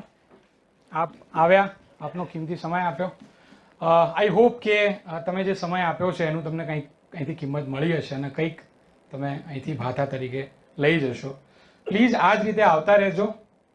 અને એક વસ્તુ જે હું દર વખતે કહેવાની ભૂલી જઉં છું, દિલીપના બહુ કામની વસ્તુ એ લાઈક, શેર, સબસ્ક્રાઈબ વાળું. એ મને સમજાતું નથી, આખું ગણિત કંઈક અલગ છે. મને એમ કે આપણે ક્વોલિટી પર કામ કરતા રહીએ, એ દર વખતે મને ટપલી મારે, પણ કહેવામાં તારા બાપનું શું જાય છે કે. એટલે પ્લીઝ એની વાતનું માન રાખીને ફ્લેશબેક સ્ટોરીઝની જે પેજ છે, જે અમારી યુટ્યુબ ચેનલ છે એને પણ લાઈક, શેર, સબસ્ક્રાઈબ કરજો. અને આ ઇવેન્ટ વિશે પણ તમારા મિત્રો સુધી વહેંચજો. તમને જે કંઈ ગમ્યું છે, જે કંઈ નથી ગમ્યું, એ બધું જ શેર કરજો. અમારા દિલીપનો સ્ટેમિના બહુ સાંભળવાનો, બહુ એમ ખરેખર. પ્લીઝ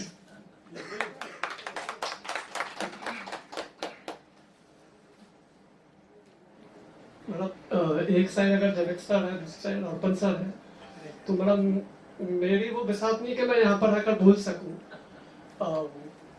दो चीज़ों का मैं रेफरेंस दूंगा यहाँ पे कि एक 28-30 साल का लड़का जब कुछ सीखने के लिए नैशर सर के पास गया तो नैशर सर ने उससे पूछा कि तेरे को क्या करना है, आगे वर्कशॉप की बात है. तो उससे कहा कि मुझे लिखना है. तो सर ने पूछा ठीक है तो पढ़ते क्या हो, तो मैं पढ़ता नहीं, मतलब इतना कोई शौक नहीं है. तो एक लाइन जो आज तक मतलब मेरे जहन में है, मतलब गूंजती है कि those who don't read cannot write. अगर वहां से लेकर यहाँ तक की जर्नी में मैं कहूँ कि मैं 4 लोगों के सामने भी कॉन्फिडेंस से बोल नहीं पाता था, तो अगर मैं यहाँ पे खड़ा होकर बोल रहा हूँ तो उसमें थिएटर का, जनक सर का, नैशर सर का, हसमुख सर का और पूरे टीएमसी थिएटर मीडिया सेंटर का बहुत बड़ा योगदान है. और ये मेरा सौभाग्य है कि जनक सर आज यहाँ पर आए। Thank you so much sir. एक रेफरेंस और मैं दूंगा आनंद बख्शी साहब का, उनकी मैं बुक पढ़ रहा था, उसमें ये एक किस्सा है छोटा सा कि जब वो आर्मी से रिटायर्ड थे, स्ट्रगल कर रहे थे कि उनको काम मिले बॉलीवुड में। बहुत ही वो स्ट्रगल करते करते रोशन साहब के पास पहुंचे। रोशन साहब ऋतिक रोशन के ग्रैंडफादर। उस टाइम पे 50s के एरा में वो बहुत ही बड़े मशहूर म्यूजिक डायरेक्टर थे। तो 2-3 बार ऐसा हुआ कि उनके साथ मीटिंग फिक्स होके भी कैंसिल हो जाती थी। एक बार उन्होंने उनसे कहा कि ठीक है, एक काम करो, कल सुबह 10 बजे मेरे घर पे आ जाना, वहाँ पे हम लोग कुछ बैठकर मंगली जमाते और लिखते हैं। और शाम हुई, शाम को बम्बई में बारिश शुरू हुई, पूरी रात चली, पूरी बम्बई की सड़कें पानी पानी नदियाँ हो गई और 10 बजे का उनको टाइम दिया गया था। अब वो थे फौजी आनंद बख्शी साहब, तो उन्होंने कैलकुलेशन लगाया कि मैं अगर 6 बजे निकलता हूँ तो मैं 20 किलोमीटर चल के भी पहुंच जाऊंगा। तो वो बारिश में छतरी लेकर, अपनी डायरी को टॉवल से ढककर, बारिश में चलते चलते चलते चलते 20 किलोमीटर वो पहुंचे। वहां तक पहुंचते पहुंचते उनकी हालत ऐसे हो गई कि छतरी टूट चुकी थी, चप्पल टूट चुकी थी, लेकिन वो डायरी संभाले हुए थे क्योंकि उसमें उनका काम था। वहां जाके उन्होंने नॉक किया तो रोशन साहब ने बोला कि तुम पागल हो गए हो, इतनी बारिश में तुम यहाँ तक आए हो, मतलब तुम्हारा आना इतना जरूरी नहीं था। तो उन्होंने कहा सर आपके लिए इतना जरूरी हो ना हो, मेरे लिए बहुत जरूरी है।